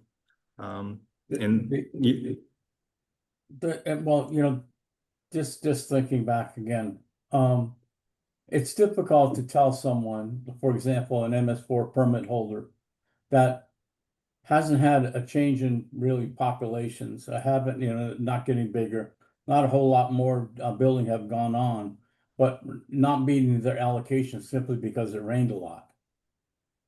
And then they ask the question like why should I have to pay for that just because it rained a lot? And that's, I mean, it's a legitimate question. Yeah. Yeah, and I've showed this graph in some of the prior both management and policy board discussions as well as the consortium, and I do have an additional graph of kind of showing how it plays out at the entity level. So if you look at those years 2020 and 2021, we actually drilled down and looked at the absolute load conditions and where each of the entities were at. That's basically this table that's represented here. So that first year where we did not meet chlorophyll A conditions in 2 concurrent years would have been 2020. So if we drill down to the actual loads from each of the entities represented in the room is largely, issues that we already know exist for some of the entities that are trying to be resolved. But it doesn't automatically put the MS4s out of compliance. It isn't until we trip the chlorophyll A condition for a third straight year where we actually see more entities be above what the allocation is in terms of absolute load. So again, this is sort of what ifs. This is playing the game based on data that we have at hand. We're still generating the loading information for the current 2022 to 2026 period, but right now there would be no sort of framework that we're putting forth that we kind of drill down to this level because we're meeting chlorophyll A conditions right now in Old Tampa Bay. But this is sort of the what if you played out those 2020 and 2021 years.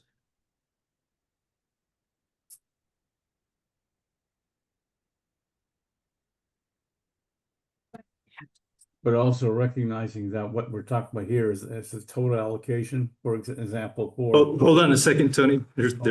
Sarah was speaking in the room, sorry.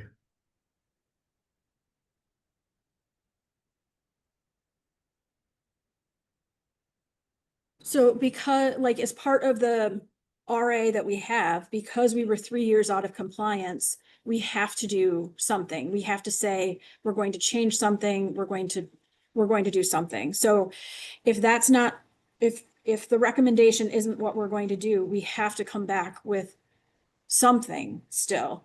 And so, yeah, Maya's just not harping just to harp. She really needs something.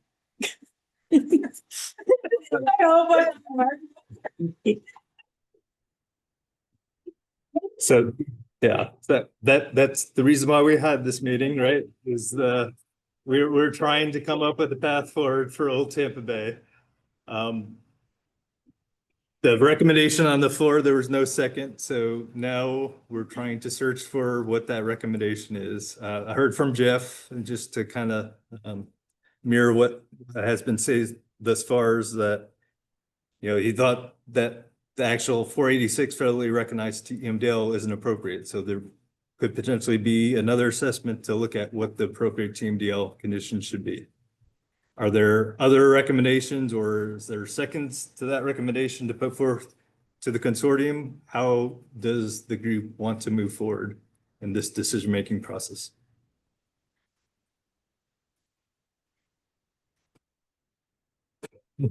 Well, if I could. Oh, sorry, hold on just a second, Tony. Stacy's trying to talk, and then I'll get to you again, Tony, sorry. Which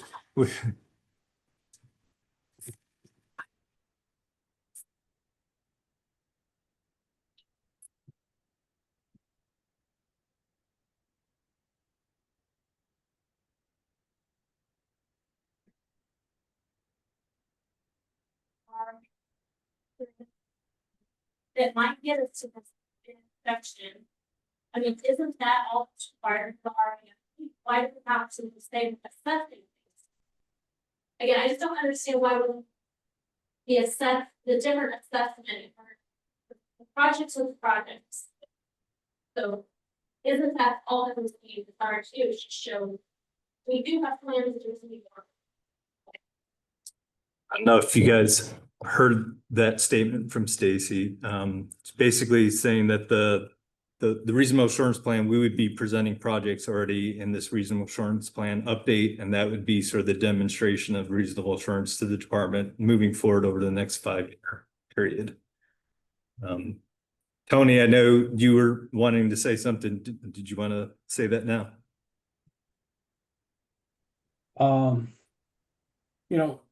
And it goes back, something that Jeff said is that those numbers that I helped develop them. David Wade and I did back in 1996, and that was 20 years ago. We got 25 years of more data to be able to work with, and I'm not sure that if the data have worked in that regard, and so doing a TMDL would require that. And so what Jeff's recommending may be the way to go. So Marcus is going provide some comment. Yeah, hey, this is Marcus. I'm not debating whether that number 46 is correct or not, but I think a real potential outcome of reevaluating that number is that you might find that that total allocation is actually lower than 486. And then if that's the case, what position would that put us in terms of meeting a potentially more restrictive threshold? So It would give us a real target to tie our the financial demands associated with the corrective action. What I don't want to have happen, Marcus, is us tie our expectations to the 486, and then it ends up being 400. I mean, we're looking at a regional stormwater project at this point. If I need to make it 10 acres bigger, I want to do it now. I don't want to do it 10 years from now when I find out 486 was the wrong number. So the issue, your primary issue, Jeff, if I'm interpreting it right, is that the level of confidence you have that something will change if we achieve 486. You're not seeing that level of certainty yet. That's the main issue, correct? Well, yes, and I think that was what came through in the paper that we commissioned, or the work we commissioned, where it suggested that the success interval was still only about 62, or I might be a little low. Yeah, and I know which graphic you're talking about, Yeah. and I agree. That's if you're going to invest tons of resources to do something, and you have that level of confidence, it's not super reassuring. But I would also mention that that was one line of evidence of multiple that was looked at that suggests if we reach 486, whether or not that's the right number, it's a lower number. There's a pretty high likelihood, probably much greater than 60 whatever percent that one graphic showed, that we will move the needle in Old Tampa Bay. So I would just encourage, a more holistic look at all of the lines of evidence in that report, the quantitative analyses, the modeling analyses, all of it, to make a more general perception of the likelihood of improving Old Tampa Bay if 486 is met. I definitely think it's going to prove it, Marcus, but I also think your work suggests that further supports that number should be lower, in light of some of the work you've done. I just didn't want to drag that in, since that wasn't really part of the assessment that we did officially as this group for this work. But when I've looked at what you've done, which is great stuff, it certainly suggests this bay segment has a lot more challenges than any other bay segment associated with climate change in particular and sea level rise. Yeah. Okay.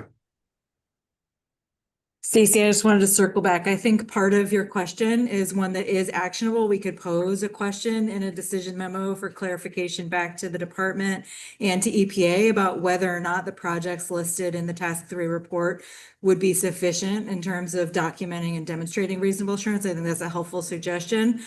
The only thing I would offer, just sort of as a caution, is some of those projects you all are committed to because of Senate Bill 64. Some of those projects are ones that are not actually in a capital improvements plan. They're not truly a planned project. So to kind of like Sarah's point of, I think some of them might be hard to consider. So we assessed whether or not it was achievable, not whether or not those projects are all actually on the books. So what we would be able, if that was accepted by the department as, sufficient evidence to demonstrate that we would attain water quality standards, we could probably only include some of those projects that are listed in the task 3 report. So there would still be this need, to make up that delta, which is kind of what we've been talking about, is sort of like, how do we make the remaining load reductions there? So, but I think that is a helpful suggestion of one to seek clarification from the department on, if I've characterized what you're saying correctly. Okay.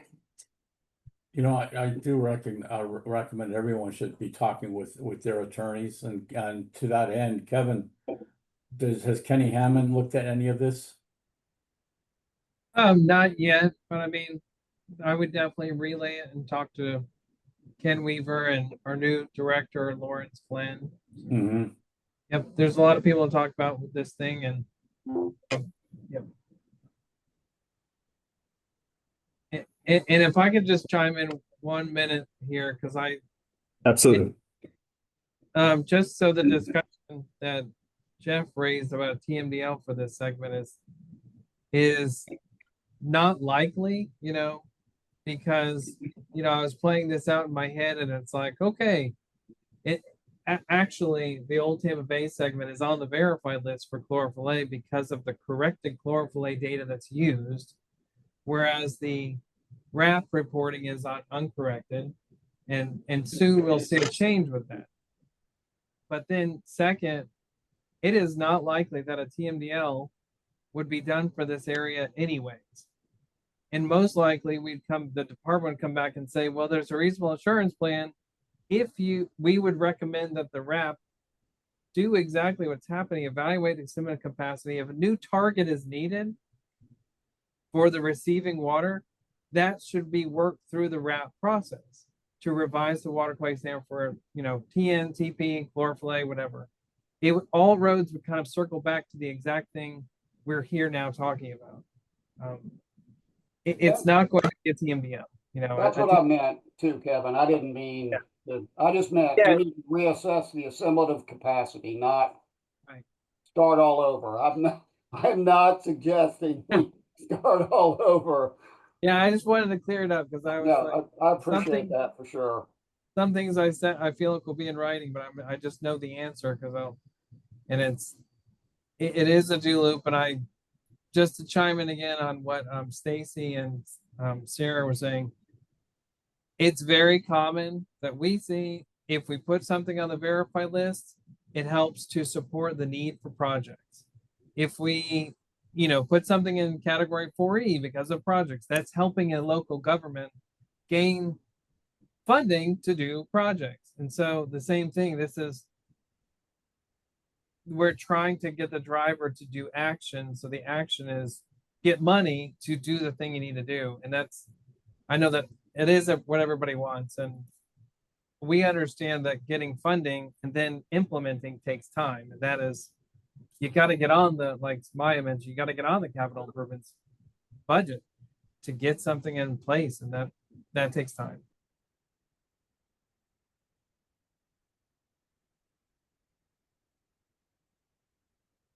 Trying to, at one time in my career, and I'm way too old, my brain doesn't work as quick.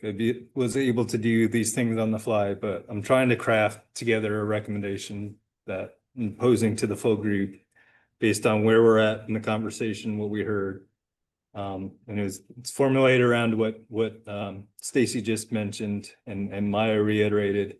But it sounds to me, and I'm reflecting back to the group, that the direction, at least for this 2027 RA update, if we provide sort of the demonstration of projects identified in the Task 3 Old Tampa Bay Assimilative Capacity Assessment work as the ones that could be implemented over the next 5-year time horizon, that would be sufficient for the Old Tampa Bay Working Group to demonstrate reasonable assurance to the department moving forward. Is that kind of where we're at in terms of a recommendation that we'd forward to the full consortium at this point?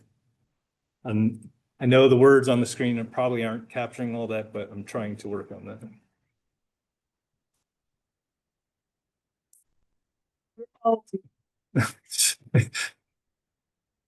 Yeah, you guys have turned me gray.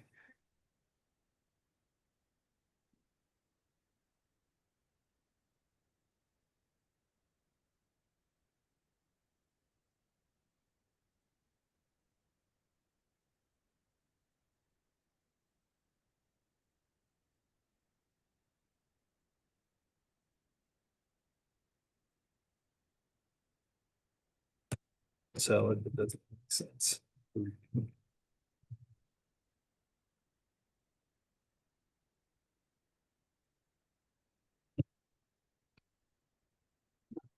I'm guessing, based on what I'm hearing in the room, that people aren't ready to make a decision today. They could probably give you some consensus about general direction here.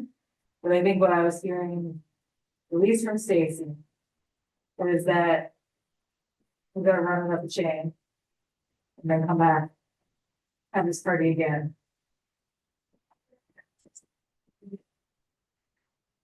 I hate this my person, it's like, getting down to the.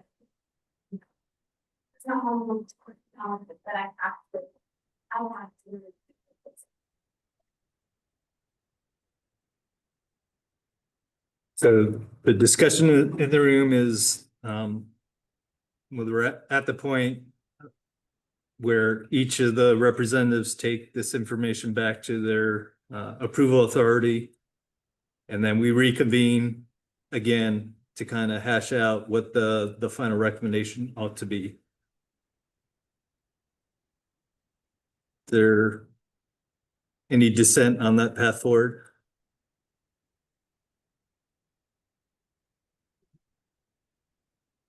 Get to.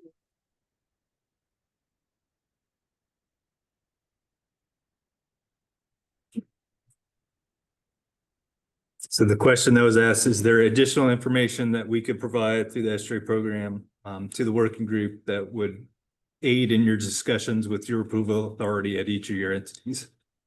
So I'm opening that question up to everyone online as well.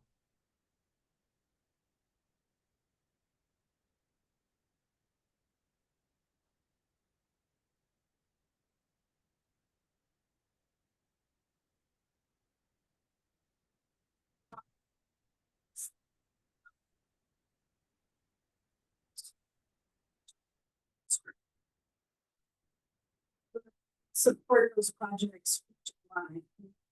Or need letters of support and things like that, that they would easily forthcoming.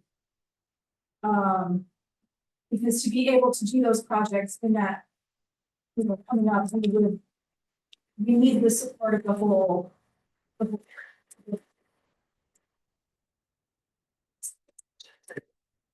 Whoa.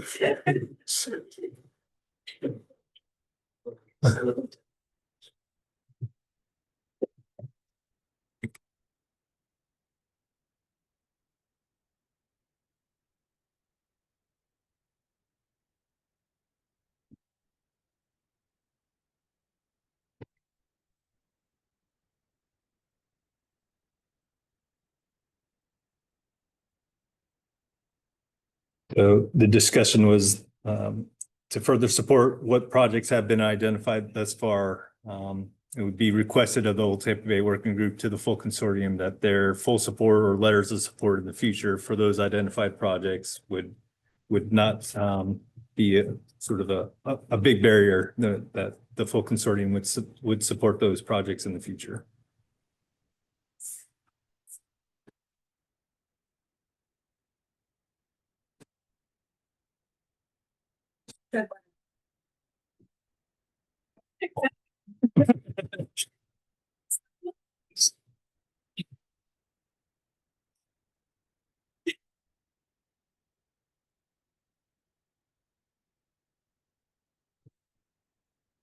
Not, you see any more comments online or anything?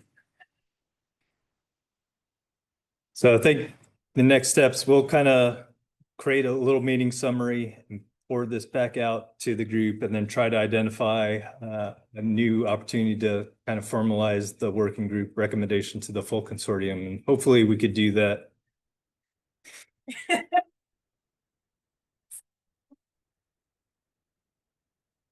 Before December, around the holidays.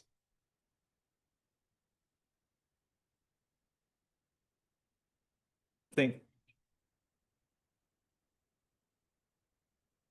And maybe, you know, ideally, if we could find a date and there's a majority of the Old Tampa Bay Working Group that is able to attend, we could do it right before the Thanksgiving holidays. But if we have to push it into early December, that might be the more practical date. But we're gonna, like I said, wrap up a summary and provide that back to the group, and then ask for you all to do that legwork between now and the next meeting date to ensure that you have the support and authority to make a formal recommendation to the full consortium based on the discussions we had today and at that future meeting date. Does that sound like amenable path forward for everyone?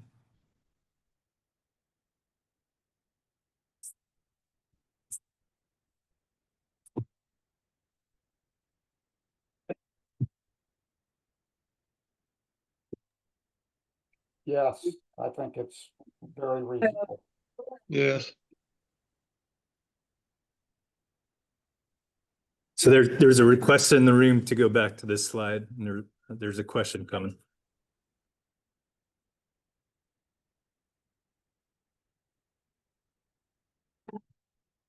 It's so.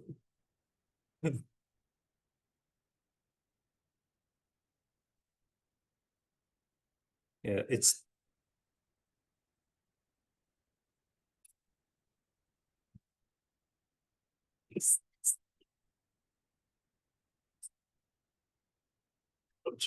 This is the actual load, did not.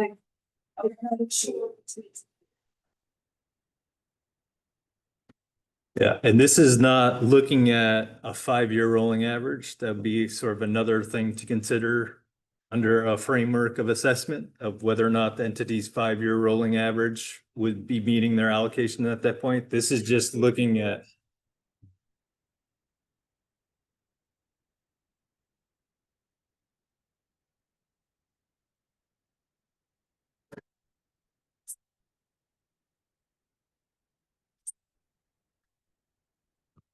Yeah, and again, a lot of what these graphs show are just like looking at the data and proposing a path forward. It's not the end all be all in terms of what could be proposed as the compliance assessment.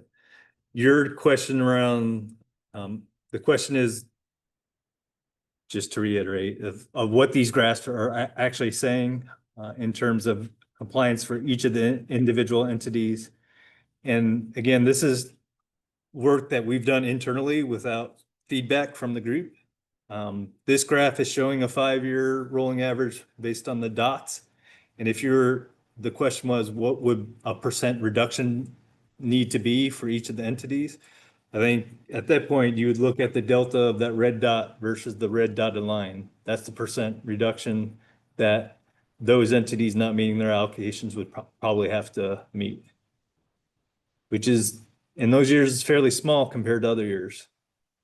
So again, this is something that we would necessarily have to probably propose to the department as part of the reasonable assurance package of how we'd actually assess that compliance in the future. This is just me throwing something up on the wall at this point.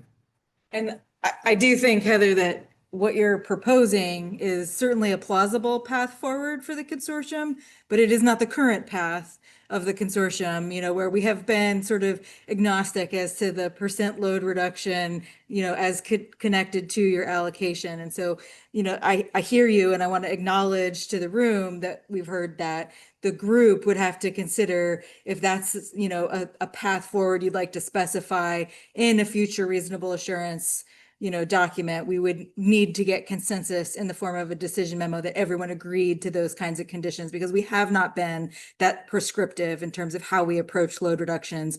We've sort of left it to your respective jurisdictions to determine the best ways to meet those allocations. That's always been the name of the game. We're not your mommy and your daddy. Is that clear for everybody? Yeah.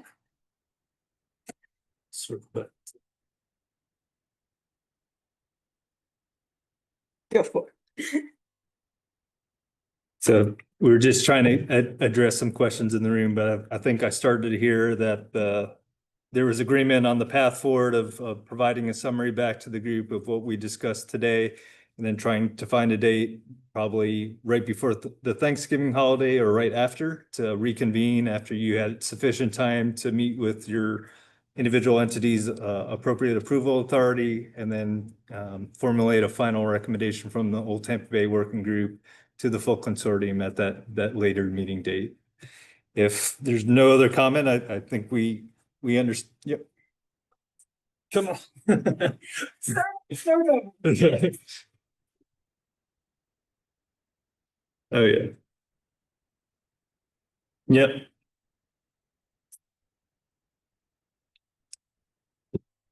Yep. So there was a decision memo right after we submitted I believe the 2012 reasonable assurance update.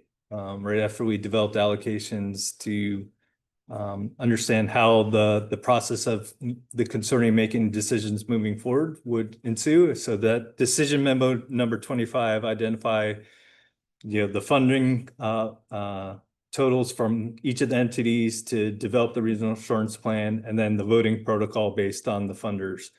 So there's two sort of tiers of that voting process. For a basic consortium recommendation, then all parties present and participating in the consortium were welcome to vote on those recommendations.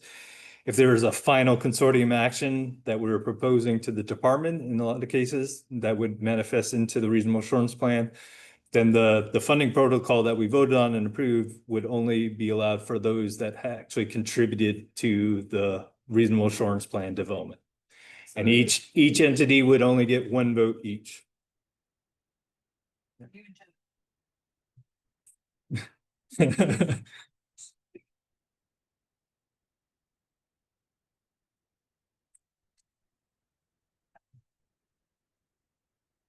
She gets space. So that's just. I don't know. I think at the next full consortium meeting, if you're recommending changes to this decision memo that we'd want to do as part of the full consortium, we'd entertain that. Yeah.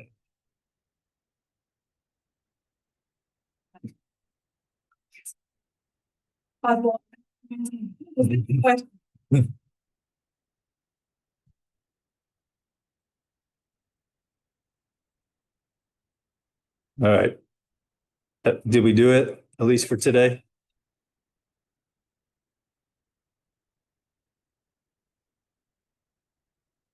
Hearing no other discussion, I think we have a path forward, at least through early December. And then from there, we can sort of understand how to approach these questions a little bit more in an informed way. So thank you, everyone, for participating in the meeting today. We'll get back with, like I said, a meeting summary, and then also propose some meeting dates to continue this discussion. Appreciate everyone's time. Thank you.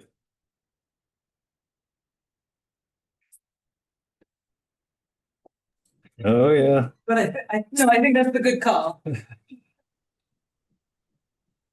Yeah, I think at this point. Yeah. And,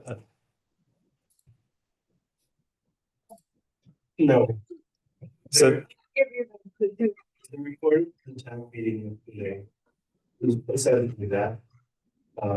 This was really more of an attempt to communicate that we're pushing multiple recommendations from this project to different avenues based on who it may or may not affect. And the two recommendations are going to attack the primary management based recommendations. So I wanted to just talk about that, share this with you, like half the people in the room today were there, here yesterday. So are already aware of that. But it was really just an opportunity to see some cross pollination of ideas, consensus among different groups.